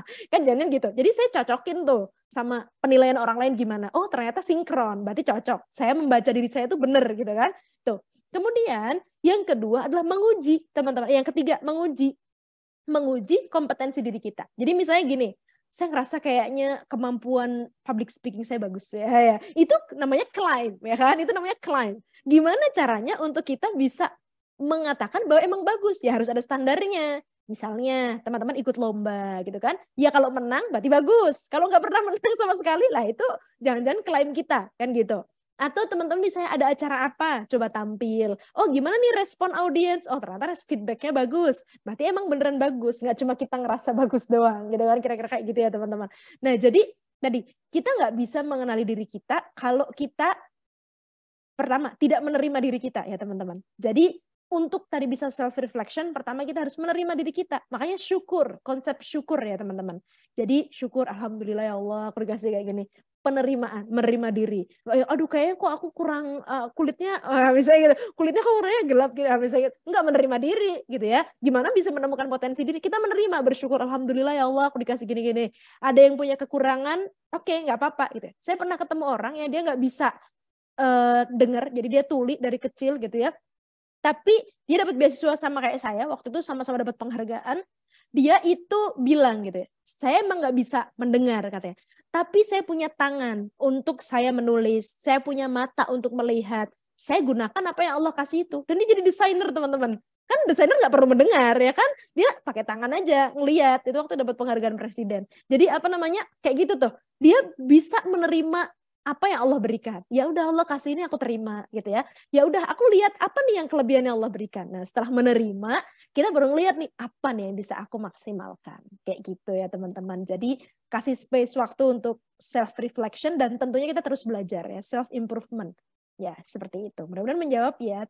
Teh Dela ini ternyata Teh Dela Prof Nuh lulusan Universitas Montpellier. Bacanya gimana nih? Montpellier ya teman-teman. Aduh saya nggak ngerti bahasa Perancis gitu ya. Nah sempat visit ke sana. Oh masya Allah ya, aduh seneng banget. Iya beliau nulis buku, betul sekali ya. Dapat tulisan pesan spesial di bukunya, masya Allah. Selamat Bu Dela ini ya. Oke. Oh ya beliau lulusan Perancis ya Bu ya Prof Nuh ya. Jadi ingat. Iya. Baik, semoga cukup ya Teh Dela atas jawabannya tadi. Makasih, sangat menyemangati. Loh, Dela fotonya mana keren, itu di mana Dela? Di Itali Teh. Baik, oh ada juga pertanyaan dari Ibu Dara. Ada pertanyaan atau bukan? Apa saya bisa? Oh, baik. Kita baca bersama Kak Birul. Siap-siap Teh. Oh, tadi ini kayaknya termute Teh, maaf. Oh iya, pencet lagi. Masya Allah. Masya Allah, Kak Birul inspiratif sekali. Mudah dicerna solusinya. Saat ini wajah Islam mendapat tantangan besar yang malah dipropaganda, sampai apa tadi saya? Yang malah dipropaganda secara negatif oleh Muslim sendiri. Tapi Kak Biru menyebut tentang Kak Biru menyebut tentang ambasador Islam. Menarik sekali. Mohon pencerahannya sebagai emak-emak. Bagaimana caranya menjadi ambasador Islam secara optimal ini, khususnya saat di luar negeri. Terima kasih. Ya ini penting nih Kak Birul nih, karena kan boleh dibilang 23 tahun saya berada di Perancis, itu saya mengalami 2 tahap. Pertama itu adalah tahap saya berintegrasi sebagai Muslim tanpa berhijab. Penerimaannya juga waktu itu ya lumayan berat ya istilahnya. Dan kemudian setelah saya memutuskan berhijab, saya kembali lagi dari nol. Jadi saya mulai lagi berintegrasi lagi. Gitu ya, Teh Dini ya. Tangannya berbeda, jadi sepertinya pengenalan lagi mulai dari nol lagi seperti itu. Alhamdulillah ya saya dikelilingi oleh tetangga-tetangga yang baik gitu ya. Tapi memang boleh dibilang di Prancis itu memang tidak mudah seperti itu dan memang kembali pada diri kita sendiri. Nah, bagaimana Kak Birul sendiri ini nih sebagai seorang muslimah mungkin pada saat di Inggris, pada saat juga datang ke Perancis sendiri, tadi kan bilang susah ya dapetin visa ya, dan itu memang betul sekali. Silakan, mangga Kak Birul. Ya, baik. Jadi apa namanya ini menarik nih. Jadi teman-teman ada seorang ulama yang mengatakan al-Islam mahjubun lil muslimin gitu ya. Jadi Islam itu dicoreng oleh orang Islamnya itu sendiri. Islamnya sih bagus teman-teman. Yang jadi nggak bagus itu orangnya. Jadi makanya kalau mau lihat Islam jangan lihat orangnya, lihat Islamnya gitu. Permasalahannya kalau kita di luar negeri kan orang lihat orangnya dong, yang dilihat kan kita. Mereka nggak bisa baca Quran, mereka nggak ngerti Islam itu apa. Yang mereka lihat adalah representasi dari Islam itu, yang itu ada di diri kita, kan gitu ya teman-teman. Apalagi itu udah berjilbab, Islam tuh udah kelihatan gitu kan, Islam tuh karena udah pakai jilbab ya kan teman-teman. Nah makanya kenapa teman-teman indikator kesempurnaan iman itu kan ada di akhlak. Kenapa di akhlak gitu kan? Ya karena akhlak itu integrasi dari semuanya gitu ya. Jadi kan dia akumulasi dari pemikiran kita, informasi yang sering kita dengar, dari macam-macam itu terkoordinasi semuanya akhirnya muncul perilaku kita kan gitu. Ya jadi apa namanya? Makanya kok kata Gus Dur itu orang nggak akan lihat kok, orang nggak nanya gitu ya, apa agamamu, tapi yang dilihat ya gimana kita berakhlak gitu, kurang lebih gitu kan. Nah jadi mereka nggak bisa baca Quran soalnya. Nah jadi makanya gimana Islam itu tergantung bagaimana kita menunjukkan itu pada mereka. Kalau misalnya kita ketika diundang itu sering on time gitu kan, selalu on time, selalu presisi waktunya, berarti menurut mereka oh Islam itu mengajarkan tentang disiplin kan gitu. Tapi kok kita misalnya selalu datang telat, selalu diajak acara udah janji ngeiyain tapi nggak datang, berarti menurut mereka orang Islam gitu deh. Langsung orang Islam padahal gara-gara oknum ya kan, gara-gara satu orang doang. Langsung mereka klaim kalau semua orang Islam jangan deh. Aku pernah punya pengalaman mereka tuh wah langsung kayak gitu. Jadi akhirnya menyebar gara-gara kita itu, makanya karena kita ambasador tadi teman-teman. Jadi kayak apa yang kita lakukan karena mereka nggak ngerti isi Al-Quran. Jadi menurut mereka apa yang kita lakukan itu adalah representasi dari Al-Quran itu sendiri. Jadi kita gini, oh pasti nih agamanya ngajarin kayak gini. Kira-kira kayak gitu. Jadi makanya yang kita tunjukkan bagaimana kita rahmatan lil alamin gitu ya.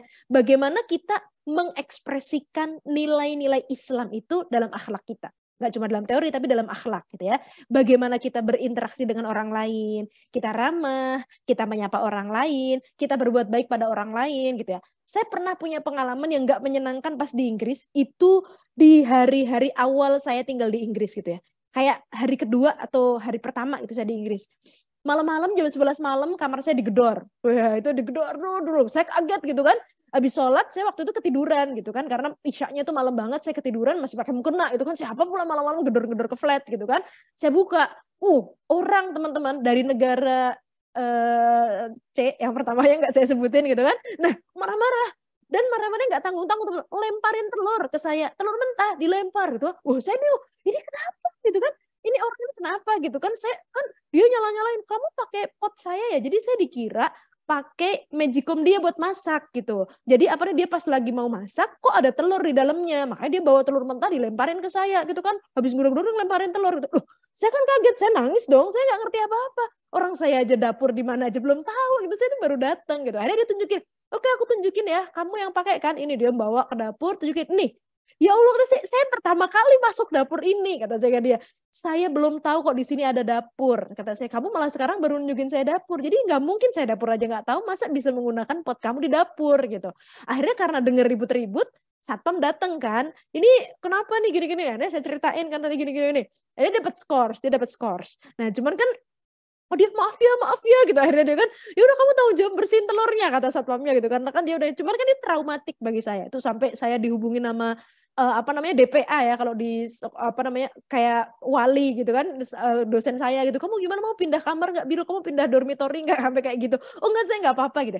Cuman yang menarik adalah peristiwa setelah itu teman-teman. Jadi kan dia jelas salah dong, dia jelas salah gitu kan. Seandainya saya mau sama dia ngerasa kayak apa sih selalu jadi marah sama dia, bisa dong, berhak dong, karena emang dia emang salah dan dia marah-marahin saya tanpa sebab gitu kan. Nah cuman ya udah saya berbuat baik aja ke dia. Jadi kebetulan karena dapurnya itu satu barengan kan, communal kitchen gitu. Akhirnya kok saya masak kayak nyapa dia, saya sapa. Terus kamu mau nyicip gak nih masakan Indonesia? Dia kayak gitu-gitu. Sampai suatu hari dia tuh beli roti. Terus Birul, maaf ya yang waktu itu kamu mau nggak nyicip ini roti? Karena enggak apa-apa. Ini sebagai permintaan maaf aku, kata dia. Oh nggak apa-apa, santai aja gitu. Kan kamu sering ngasih aku makanan gini-gini, aku udah nyakitin kamu waktu itu. Nggak apa-apa, santai aja gitu. Nah itu maksudnya contoh gitu. Ya udah. Jadi orang berbuat buruk ke kita, tapi kita tunjukkan Islam nggak ngajarin kita kalau kita berbuatin buruk terus kita gantian ngelemparin telur. Misalnya dia ngelempar terus, saya gantian lempar telur, malah lempar-lemparan ya kan teman-teman. Kan nggak gitu, ya kan? Rasulullah dilemparin aja, Rasulullah malah mendoakan. Nah, gimana kita merepresentasikan nilai-nilai Islam itu dalam akhlak keseharian kita ketika berinteraksi dengan orang lain. Ya, itu orang akan ngelihat Islam di situ tuh. Kayak misalnya teman saya heran banget, Biru kamu tahu gak sih ini musim panas gitu, kamu pakai jilbab gitu nggak kepanasan? Mungkin teman-teman juga sering ditanyain kayak gitu ya. Terus saya masih pakai jaket lagi gitu kan, lengan panjang gitu kan. Terus pakai outer gitu kan, kamu nggak kepanasan apa? Saya aja udah mereka pakai bajunya kan tinggal segaris gitu, udah itu aja masih kepanasan, Biru kita berjemur gitu kan. Kata saya ini suhu segini tuh di Indonesia masih kedinginan tahu, kata saya. Makanya kalau di sini saya kayak gini ya wajar gitu, di negara saya mah suhu 20 derajat masih kedinginan saya gitu. Oh gitu ya. Ya, jadi gitu. Terus mereka kayak suka nanyain, Biru ngapain sih kalau hari Jumat tuh cowok-cowok pada sholat? Ya kita ceritain aja di logika yang bisa mereka terima. Contohnya misalnya ada anjing gitu kan, kita kan suka gitu. Jadi apa namanya? Ya udah, kayak kita sama anjing ya udah kita biasa aja, itu makhluknya Allah. Yang penting nggak kita sentuh kan, kita sama anjing senyumin aja gitu kan. Jangan pura-pura ini ya kayak jijik gitu. Enggak, kita biasa aja, itu makhluknya Allah anjing itu. Kita berperilaku sayang dengan anjing. Sayang aja tapi nggak harus ngelus-ngelus juga gitu. Wah, lucu ya anjingnya. Itu aja dia seneng. Oh, ternyata orang muslim nggak ilfil ya sama anjing. Kayak gitu. Kita bilangin aja lucu atau apa gitu kan. Terus misalnya kita puasa. Itu teman saya juga suka horor tuh. Biru, kamu ngapain puasa dari pagi sampai ini? Awal-awal saya gaya banget jawabnya teoritis. Oh ya, ini soalnya perintah Allah. Ini gaya banget ya, belum tahu itu pakai agama Islam. Kata dia, soalnya di agama saya itu diajarkan gini biar kita jadi peduli sama orang, ngerasain gimana orang miskin nggak makan. Terus kata dia, ya kalau kamu kayak gitu ngapain pakai puasa, sekalian aja kamu ngasih makan orang miskin, Biru, daripada malah teoritis kamu ngerasain segala, ngasih aja langsung. Katanya, iya juga ya, salah gitu kan. Akhirnya besoknya saya kok ditanya, dibilang, oh ya nih saya lagi detox gitu kan. Keren ya agama saya, di agama saya itu emang ada, karena tahu tubuh kita itu emang perlu detox, jadi ini kayak aktivitas detox tahunan gitu biar jadi sehat. Itu sekalian saya juga diet gitu. Oh ya juga ya Biru, boleh juga tuh kata dia. Ya boleh juga ya. Jadi yang rasional dan mudah diterima aja. Jadi kalau ditanya nggak usah berdalil-dalil, tapi yang mudah diterima mereka. Ada anjing kita bersikap biasa aja. Oh, ini makhluknya Allah. Kita juga sayang sama dia. Kan begitu. Jadi apa namanya, bagaimana akhlak kita itu kayak cara kita berdakwah ke mereka. Mereka mengenal Islam dari bagaimana kita berperilaku. Ya, dan teman-teman makanya duta Islam nih, Masya Allah. Ya jadi kangen deh, nanti mudah-mudahan lah sebentar lagi PhD, amin gitu ya. Ya, loh. Kok jadi minta doa ke teman-teman. Ya silakan Teh Dini. Amin, amin. Nanti biar bisa main ke Perancis ya. Kan amin. Siap Teh. Allah, berarti benar ya Kak Birul ya, tadi seperti Kak Birul sampaikan bahwa kita memang harus selalu ramah ya sebagai muslimah. Betul. Itu sebagai muslim dimanapun, namanya juga agama yang penuh dengan kasih sayang gitu ya Kak Birul. Benar. Betul. Sih tadi jangan berlebihan gitu, ngeliat anjing langsung seperti itu gitu. Iya. Kan ya, apa-apa anti gitu kan modelnya kan, itu betul kita sekali. Puji-puji aja, benar. Termasuk gini ya teman-teman, ngelihat misalnya teman kita hari ini rambutnya hijau, besok ganti apa gitu kan, kalau kita besok ganti apaan sih gitu, kita puji aja gitu. Saya suka warnanya. Kan kita nggak bilang kita suka rambutnya, kita suka warnanya. Teman-teman saya kok saya amati, orang-orang Inggris terutama ya, mereka tuh sangat mudah mengapresiasi. Terutama di Edinburgh itu karena kayak orang Jogja ya. Jadi kalau apa tuh kayak, Biru bagus banget, dia suka gitu. Meskipun, jadi saya pernah ngasih makanan nih teman-teman. Dia diet, nggak makan yang oily, maka makanan Indonesia tuh semua digoreng kayaknya ya. Maksudnya sampai teman saya bingung, Biru kamu sayur kok kamu rebus katanya gitu kan. Loh ini sayur kok digoreng, kan bikin bakwan kan, bala-bala itu kan digoreng katanya. Loh kan mereka makan mentah itu kan. Ya terus kan saya bikin martabak, kata dia, Biru sebenarnya saya suka rasanya spicy, itu gurih banget, aku suka gini-gini itu enak banget. Cuman maaf, aku lagi diet nggak makan minyak. Jadi maaf aku gak bisa makan. Cuman kan dia kasih apresiasi dulu tuh. Oh ini enak, ini aku suka banget loh, ini makanan Indonesia ya, ini baunya aja udah enak banget. Nah gitu. Termasuk gitu pula yang kita lakukan ke teman kita. Misalnya teman kita masak sapi, tapi bukan dari penyembelihan muslim misalnya. Kan kita gimana nih, saya pernah tuh teman saya capek-capek dia masakin, beli daging sekilo gitu kan. Dia masak gitu kan. Katanya, Biru, dia mau ngajain makan bareng kan. Biru katanya kalau orang muslim boleh makan ayam sama sapi. Aku udah capek-capek loh masakin sapi katanya. Oh iya gitu. Cuman biasanya saya tuh kalau makan sapi dagingnya tuh belinya di sini-sini gitu kan. Cuman saya bilang, makannya kayaknya enak banget deh. Itu kayak kuahnya aja sampai kayak gitu. Sebenarnya saya pengen banget makan. Cuman maaf, saya tuh emang makan daging sapi sih. Cuman biasanya saya belinya di sini. Emang beda ya dagingnya di sana? Iya, di sana itu khusus yang buat muslim. Mereka ada prosedurnya gitu. Maksudnya gimana? Ya kita ceritain secara ilmiah. Oh iya, soalnya gini untuk memastikan dagingnya sehat gini. Oh gitu. Berarti kalau aku nanti beli daging di sana kamu mau makan? Iya, nanti saya makan gitu. Akhirnya besoknya dia beli daging di sana, beneran dong dimasakin lagi. Nih Biru, aku udah beli di toko itu nih. Oh ya udah, makan. Ya jadi apa namanya? Tetap sampaikan dengan apresiasi gitu ya. Jadi enggak yang apa kita merasa mereka tuh haram-haram, enggak gitu ya, teman-teman. Kayak gitu. Gitu tadi nih.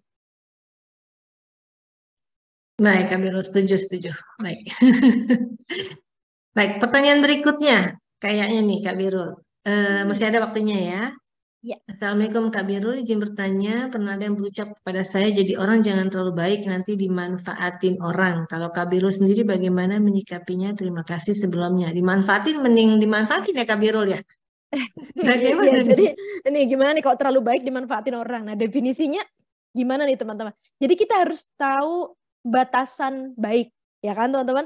batasan baik, alhamdulillahnya dalam agama Islam itu kan ada aturan-aturannya ya teman-teman. Ya, baik itu juga misalnya kita baikin suami orang, itu namanya nggak baik ya kan, ibaratnya kayak gitu. Ya baik itu ada baik, cuman ada prosedurnya kan begitu. Nah kalau kita terlalu baik nanti dimanfaatin orang gimana? Ya tergantung niat kita gimana ya teman-teman. Kita mah berbuat baik aja. Tapi kalau orang misalnya kayak baik banget terus dimanfaatin, ya kita berarti tahu batasan. Kalau ini orangnya udah nggak bener nih kolaborasi dengan kita bisa sampaikan. Misalnya teman-teman orangnya suka minjemin barang, lama-lama dia minjem semua gitu kan ke kita. Kalau kita nggak nyaman, kita bisa sampaikan, maaf sebenarnya aku suka pinjemin, tapi maaf aku juga lagi perlu barang ini. Ya jadi dengan kalimat yang tidak menyalahkan. Jadi kalau guru saya ngajarin tuh masalah terbesar manusia itu kan munculnya dari masalah komunikasi teman-teman. Ya sih. Jadi apapun lah, ribut rumah tangga itu semuanya dari komunikasi gitu kan, termasuk ribut dengan teman kita, semuanya masalah komunikasi. Jadi kalau ada hal-hal yang nggak nyaman itu kalau guru saya itu prinsipnya 3, jangan sampai marah gitu kan, karena kalau kita lagi marah itu ada namanya peristiwa amigdala hijack teman-teman. Jadi kayak pusat emosi kita itu ngehack prefrontal cortex kita yang area kita berpikir. Makanya kalau lagi marah kita nggak bisa mengendalikan kata-kata kita. Ngomongnya bisa macam-macam gitu kan. Tuh makanya jangan sampai marah. Kalau lagi teman-teman pengen marah, ambil nafas dulu, minum dulu, pokoknya makan dulu lah, makan coklat gitu kan, apa kayak gitu, makan es krim, pokoknya yang bikin teman-teman jadi gak marah gitu kan. Nah, jadi baru ngomong, setelah teman-teman udah siap bicara. Kalau belum siap bicara, jangan bicara. Karena nggak aman teman-teman bicara dalam situasi marah. Teman-teman nggak bisa mikir, itu yang pertama. Yang kedua, jangan menyalahkan. Ya, menyalahkan itu kita kan disalahin itu nggak nyaman ya teman-teman. Orang lain juga disalahin nggak nyaman. Meskipun jelas-jelas dia salah, gunakan kalimat yang tidak menyalahkan. Misalnya dia ngerusakin barang kita, itu jelas salah dong. Tapi nggak usah yang kamu gitu. Jadi misalnya dia ngembalin barang, maaf ya barangnya ternyata aku rusak gini-gini. Oh gitu.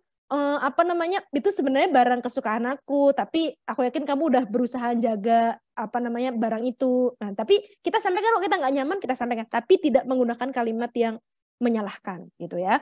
Tuh, terus yang ketiga, tadi kan tidak marah, tidak menyalahkan. Yang ketiga adalah tidak mengancam. Kita ke anak-anak kita sih itu sukanya, ayo nanti kok kayak gitu kamu, wah gitu ya, ngancem-ngancem.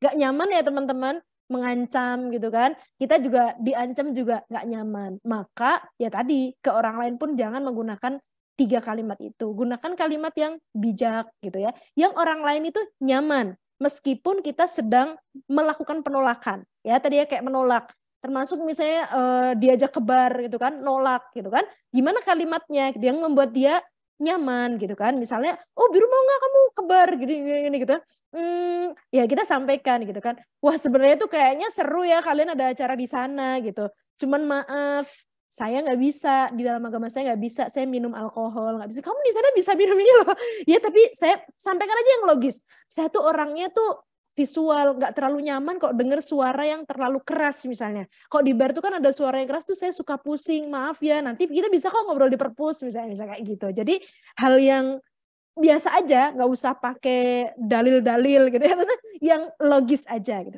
Meskipun kita sedang menolak. Jadi tetap ada batasan-batasannya ya teman-teman. Cuman tadi gunakan kalimat yang membuat orang lain nyaman. Karena kebaikan pun ketika disampaikan dengan kalimat yang nggak nyaman, itu bisa direspon gak baik ya teman-teman. Ya gitu ya. Teman-teman misalnya nyuruh temannya berjilbab. Ya itu kan sebenarnya hal yang baik. Teman-teman ngajakin temannya berjilbab. Cuman kalau cara nyampeinnya nggak bener kan jadi repot ya. Ya gitu. Tapi kalau cara nyampeinnya nyaman. Misalnya, ih cakep banget kamu hari ini. Misalkan dia pas Idul Fitri nih nggak pernah berjilbab, pas berjilbab Idul Fitri doang gitu. Ih cakep banget, tumben banget sih. Coba deh, kamu jadi lebih tirus deh pakai kayak gitu, bisa kayak gitu. Karena dia orangnya lagi berusaha diet gitu kan. Habis itu pas pakai jilbab jadi lebih tirus gitu. Ih kamu kelihatan tirus banget kok kayak gitu, kayak lebih oval gitu. Ih keren banget deh. Berarti dia kamu berhasil dong. Enggak, ini mah efek jilbab. Ih kamu cakepan deh kalau bisa kayak gitu. Nggak usah yang, ih nanti kamu masuk, nggak usah gitu. Yang relate aja dengan kehidupan sehari-hari gitu ya. Jadi bagaimana tadi keberadaan kita itu membuat orang lain nyaman. Jadi kalau orang sudah nyaman dengan kita teman-teman, itu mau teman-teman nasehatin, teman-teman apa itu masuk ya, masuk. Teman-teman saya tuh banyak yang bukan non muslim, ateis, teman-teman nggak beragama. Itu banyak teman sekelas saya, yang beragama saya cuma berapa orang gitu. Suatu hari dia tuh bingung diskusi sama saya. Karena memang saya orangnya suka ngobrol gitu, suka ngajak mereka kumpul-kumpul. Saya tuh kalau ngajak kumpul teman-teman, itu pasti bawa makanan. Ya, karena kalau orang lagi makan itu relax tuh teman-teman. Dia lagi kumpul sama mereka bawa aja makanan. Jadi mereka suka. Kalau dulu nanti bawa apa gitu ya, makanan Indonesia sekarang masak dulu apa gitu kan. Enggak apa-apa, tapi mereka suka gitu. Nah, pas ngobrol mereka bilang, "Biru saya lagi bingung nih. Kenapa?" kata saya. Ini loh, sekarang kan semakin kesini tuh makin ruwet nih. Banyak ada LGBT, ada macam-macam gitu-gitu. Saya tuh nggak kebayang katanya. Nanti kalau saya punya anak, saya tuh mau ngasih nasihat ke anak saya tuh berlandaskan apa gitu. Misalnya gini, saya ngelarang dia minum alkohol. Lah pemerintah aja ngebolehin misalnya gitu kan. Terus misalnya saya ngelarang dia LGBT. Di negara saya dilegalin. Terus saya harus ngasih alasan apa ke dia gitu. Oh, terus saya bilang, kalau saya bisa kasih alasan karena agama saya punya aturan. Jadi saya tinggal bilang ke anak saya, di agama saya yang ini kita nggak boleh, ini boleh. Oh gitu ya? Ya gitu, saya kalau nggak punya agama malah jadi repot nggak sih gitu. Kamu harus bingung memikirkan evidence base gitu untuk melarang sesuatu gitu. Iya juga ya karena dia gitu. Jadi maksudnya kan akhirnya ke bawah tuh logikanya karena dia udah nyaman. Jadi akhirnya dia cerita, gini bro aku marah abis ini sama cowok nih gini. Nyaman gitu. Padahal itu hal-hal yang sensitif gitu loh teman-teman. Ya jadi apa namanya? Akhirnya karena orang sudah nyaman, itu bahkan hal yang private, hal-hal yang apa, dia tuh sampai konsultasi. Ada satu teman saya yang beragama sebenarnya Katolik kalau nggak salah, dia hampir mau jadi ateis, tapi habis itu kan dia sering sama saya gitu kan, akhirnya lama-lama apa kamu mau ikut ke masjid karena dia orangnya tuh pengen banget belajar Islam yang kayak gitu-gitu gitu kan, tapi nggak sampai ke masjid, cuma saya sekarang menyadari si Birul emang ya kalau kita beragama tuh jadi lebih tenang gitu. Yaudah deh saya sekarang apa namanya ini mulai beragama lagi karena kata dia selama saya di Inggris tuh saya kok ke gereja kayaknya malah sedih deh Biru ketemu orang tua-tua kata dia nggak pernah yang ini jadi akhirnya setelah dia belajar gitu kalau ketemu saya waktu itu sih kata dia ya testimoninya aku tuh kayak ngerasa tenang kalau ada masalah dia pasti ketemu saya gitu kan anak Itali tuh jadi kayak gitu-gitu akhirnya nyaman gitu jadi dia sendiri yang menuntun dirinya menuju kebaikan akhirnya kena radiasi kita gitu loh teman-teman mudah-mudahan kita bisa begitu gitu ya seperti itu. Silakan Teh Dini. Baik Kak Birul, berarti salah satunya tadi memberikan dampak positif ya, kalau Kak Birul ya memberikan dampak positif pada lingkungan sekitarnya. Baik Kak Birul, sepertinya waktunya juga yang akan memisahkan kita ya. Di sana sudah bentar lagi sudah mau maghrib ya, sepertinya sudah jam 5.43 ya berarti di sana ya. Betul, ya betul. Maghrib jam berapa Kak Birul? Maghribnya jam 18.15 kalau nggak salah Teh. Hah? Oh siang sore sekali ya. Iya, sekarang lebih akhir dikit Teh. Iya, kalau kemarin sempat lebih cepat, sekarang kayak lebih akhir dikit. Ya. Oh gitu, berarti kita masih ada waktu lanjut. Baik, saya mau colek ini nih, Madinah bisa dibuka nggak mic-nya? Iya Teh, Assalamualaikum. Waalaikumsalam. Waalaikumsalam warahmatullahi wabarakatuh. Madinah juga nih, Kak Birul nih, orang yang akhirnya menemukan potensi diri gitu. Masya Allah. Di Perancis ini, mungkin gimana tuh waktu menemukannya? Nanti mungkin Kak Birul bisa sedikit memberikan memberikan masukan lah kepada Madinah ini yang sedang berusaha juga itu memberikan banyak manfaat gitu. Gimana Madinah? Saya jadi bingung ditodong begini. Masya Allah, dari tadi saya mendengarkan Teh Birul menjelaskan itu sampai terngos-ngos juga gitu ya, terfokus banget gitu. Jadi bingung saya mau bilang apa gitu Teh Dini. Jadi cuman ikut mendengarkan saja begitu Teh. Jadi ya kalau iya sayang. Sama kakinya pakai ini sama pianya kipingnya. Iya. Ada adik yang ikut bicara boleh. Ada anak agak sulit untuk fokus bicara gitu, lebih enak mendengarkan saja Teh Dini. Silakan Teh Birul. Baik, kalau gitu mungkin nanti Kak Birul bisa sedikit memberikan untuk Madinah misalnya nih untuk Madinah juga teman-teman lain yang sedang memulai berusaha ya. Berusaha mungkin sedang mengembangkan diri, menemukan dirinya, ada yang misalnya mulai kalau Madinah ini Kak Birul dia mulai mengembangkan dalam bisnis sambal dan juga turban gitu. Nah, ini baru gitu. Kemudian ada juga sahabat kita misalkan Teh Dena juga menjual bakso halal seperti Masya itu. Allah. Berarti itu kan penemuan potensi diri gitu kan. Betul. Jadi ya, saya ingin katakan berarti sebagai manusia bermanfaat juga, khususnya muslimah, memang diperbolehkan ya kita wanita itu untuk mencari sesuatu yang bermanfaat dan juga mendapatkan istilahnya menafkahkan diri gitu loh. Seperti itu kan Kak Birul. Nah, itu bagaimana menurut Kak Birul gitu? Sampai sejauh mana sebagai seorang wanita itu? Oh, Silahkan. siap ya. Jadi sebenarnya dalam agama Islam nggak ada larangan perempuan untuk berkarir ya teman-teman. Sebenarnya nggak ada. Cuman di dalam Islam ada aturan peran. Ya kan gitu ya teman-teman. Ada aturan peran. Kalau kemarin saya diskusi sama saya itu menemukan kesimpulan gini. Saking pentingnya peran perempuan dalam keluarga, sampai-sampai mencari nafkah itu bukan menjadi kewajiban perempuan. Itu privilege loh teman-teman. Bukan kewajiban teman-teman, itu privilege ya kan. Seandainya jadi kewajiban teman-teman kan beban ya kan, harus itu. Tapi teman-teman dikasih choice gitu loh, karena itu bukan kewajiban. Jadi kalau teman-teman mau nyari nafkah sendiri ya sok, tapi itu bukan kewajiban. Artinya itu harus menjadi pedoman dalam menyusun prioritas. Jadi ketika misalnya teman-teman, aku mau sambil bisnis nih gitu kan, buka butik atau apa, misalnya buka resto halal gitu kan di Perancis atau apa. Bagus, itu bagus untuk mengeksplor diri, untuk meningkatkan kapasitas diri. Cuman jangan sampai ketika misalnya terlalu sibuk, bisnisnya ternyata moncer nih, misalnya jadi gede banget gitu. Sampai akhirnya kita lupa peran utama kita apa. Karena itu banyak terjadi. Misalnya di luar dia punya jabatan apa gitu kan, karena teman-teman misalnya jadi apa gitu, punya jabatan apa, jabatannya itu sampai rumah dibawa gitu loh. Jadi dia di rumah pengen dihormatin sebagaimana di kantor dan lain sebagainya. Nah itu jangan sampai. Jadi waktu saya pernah bikin tulisan, setinggi apapun jabatan kita di luar rumah, sampai rumah kita tetaplah sebagai ibu dan istri. Ya, jadi meskipun teman-teman jadi apa, sampai rumah kita tetap jadi ibu dan istri. Jadi artinya kita mengerti batasan peran kita. Kita harus profesional. Kalau lagi di rumah ya di rumah, kalau lagi di luar ya di luar. Kalau misalnya teman-teman sambil bisnis, harus ada waktunya juga. Jadi profesional juga ngatur waktunya tuh, meskipun itu dikerjakan di rumah. Yang banyak terjadi itu sambil bisnis itu akhirnya anaknya nggak keurus gitu kan. Bikin jam-jamnya. Oh kan anaknya jam segini nanti sekolah. Oh pas anak sekolah tuh saya bikin gini. Pas pulang harus ada jamnya juga teman-teman. Jadi meskipun misalnya teman-teman di Perancis ikut suaminya misalnya lagi kuliah atau suaminya kerja di sana. Nah, terus teman-teman kan ibaratnya ibu rumah tangga misalnya. Nah, itu juga harus profesional jadi ibu rumah tangga gitu. Jadi meskipun misalnya kayak saya nih, saya setengah ibu rumah tangga, setengah entrepreneur, setengah boy macam-macam ya. Kebetulan punya usaha gitu ya. Nah, jadi tetap saya bagi waktunya gitu ya. Oh, pagi saya begini, jam segini saya harus masak, jam segini ngontrol workshop, jam segini gini, jam segini nulis buat diri saya sendiri gitu kan.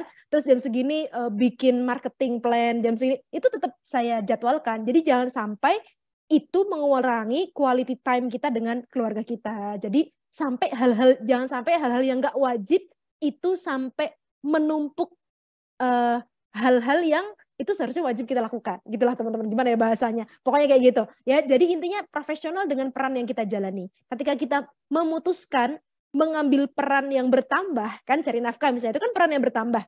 Teman-teman harus sadar, ini jangan sampai mengganggu prioritas peran wajib. Jadi makanya harus ditata waktunya. Nah, itu makanya malah jadi teman-teman jadi lebih produktif kan? Waktunya bermanfaat, nggak cuma dipakai buat scroll gitu kan. Nah, itu kan ibu-ibu problemnya tuh gitu. Kalau lagi nganggur, nggak ada kerjaan, itu malah lebih parah gitu. Halnya itu lebih nggak bermanfaat, baca gosip, isu apa di Indonesia lagi gini, nonton apa. Daripada kayak gitu, mending digunakan untuk hal yang bermanfaat, kan begitu. Ya tadi bikin bakso gitu kan, sambil dengerin pengajian gitu kan, sambil ngehafal, kan jadi malah bermanfaat. Daripada tadi nganggur banget gitu kan. Nah seperti itu ya, jadi gunakan setiap waktu kita untuk hal yang bermakna. Kalau guru saya tuh selalu berpesan, coba deh kalau kamu lagi kayak mikir gitu, pikir deh, kenapa ya Allah masih kasih umur kita sampai hari ini gitu. Apa maksudnya gitu? Apa maksudnya sampai hari ini Allah kasih kita kesempatan hidup? Pasti ada maksudnya dong. Nggak mungkin kita cuma biar di rumah aja gitu. Nggak, pasti biar kita gimana memberikan manfaat lebih banyak, memberikan manfaatnya lebih luas. Cuman kan cara memberikan manfaat itu kan sekarang bervariasi. Ada banyak cara. Bahkan sekarang teman-teman di rumah aja bisa kemana-mana gitu kan. Memberikan impact di sana sini-sini bisa juga gitu ya. Jadi banyak cara. Ya, jadi cara mah bisa kreatif. Nah, cuman prinsip-prinsip dasarnya itu jangan sampai terbengkalai. Kayak gitu sih Teh Dini. Baik, terima kasih Kak Birul. Nasihatnya bagi semuanya ya, termasuk juga bagi saya gitu. Jadi harus bisa mengatur waktu dan memang wanita itu kan multitasking ya istilahnya ya. Betul nggak Kak Birul kan? Bisa Betul. melakukan apapun ya, sambil masak, sambil ngurus anak, sambil ini, sambil sebagainya itu. Kalau pria kan ngerjain satu ya satu gitu. Maaf ya kalau ada pria di sini saya nggak tahu ada apa nggak. Biasanya kan satu fokus gitu, habis itu baru ngerjakan yang lain. Sementara perempuan benar-benar otaknya bercabang, istilah otak, tangan, kaki semua bercabang. Seperti Semuanya itu ya Kak berjalan Birul ya. ya katanya. Iya, benar. Baik, Kak Birul, sepertinya kita juga harus mengakhiri karena di sini juga sudah mau waktu jam 12. Banyak ibu-ibu juga yang sudah harus mulai memasak, mengurus anak-anaknya dan sebagainya. Saya sangat berterima kasih hari ini kita beruntung sekali bisa mendengarkan bagaimana Kak Birul memberikan banyak sekali ilmu-ilmunya, sharingnya, berbagi pengalamannya, dan juga mungkin nasihat-nasihat tadi yang sangat bermanfaat bagi kita semuanya ya. Insya Allah semoga bisa kita jadikan apa ya pedoman bagi kita untuk tetap maju, menjadi semangat kita untuk bisa bermanfaat sebagai manusia. Insya Allah seperti itu. Kak Birul, saya mohon maaf bila tadi mungkin ada kesalahan baik secara sengaja maupun tidak sengaja karena hanya Allah lah yang maha sempurna. Nanti akan ditutup oleh Teh Desi dan juga mungkin Teh Desi akan meminta Kak Birul untuk memberikan nanti kesimpulan akhir. Saya mohon maaf lahir dan batin, mengundurkan diri. Wassalamualaikum warahmatullahi wabarakatuh. Silakan Teh Desi. Baik, Teh Dini, terima kasih banyak Kak Birul untuk semangatnya. Mungkin karena waktu juga, Kak Birul bisa memberikan kesimpulan atau nasihat untuk kami-kami Kak Birul dan juga sebagai akhir untuk menutup dengan doa Kak Birul. Silahkan. Baik. Ya, jadi apa namanya? Kesimpulannya apa ya? Kesimpulannya tadi banyak ya teman-teman. Intinya ya tadi, jadilah orang yang bermanfaat dimanapun, kapanpun gitu ya. Karena Islam itu rahmatan lil alamin. Keberadaan kita harusnya selalu memberi dampak pada lingkungan dimanapun kita berada. Dan dampaknya itu dampak yang positif gitu ya teman-teman. Kalau kita mulai lupa, kan kita selalu ingat mengawali semua kegiatan dengan Bismillahirrahmanirrahim. Di situ ada kata Rahman dan Rahim. Kalau kita lagi mulai marah-marah, kita ingat, ada Rahman dan Rahim. Makanya kalau semua aktivitas yang nggak dimulai dengan basmalah, bisa nggak dihitung pahalanya ya teman-teman. Karena tadi gitu ya. Oke, baik. Kita tutup sama-sama dengan doa ya teman-teman. Bismillahirrahmanirrahim. Fatihah.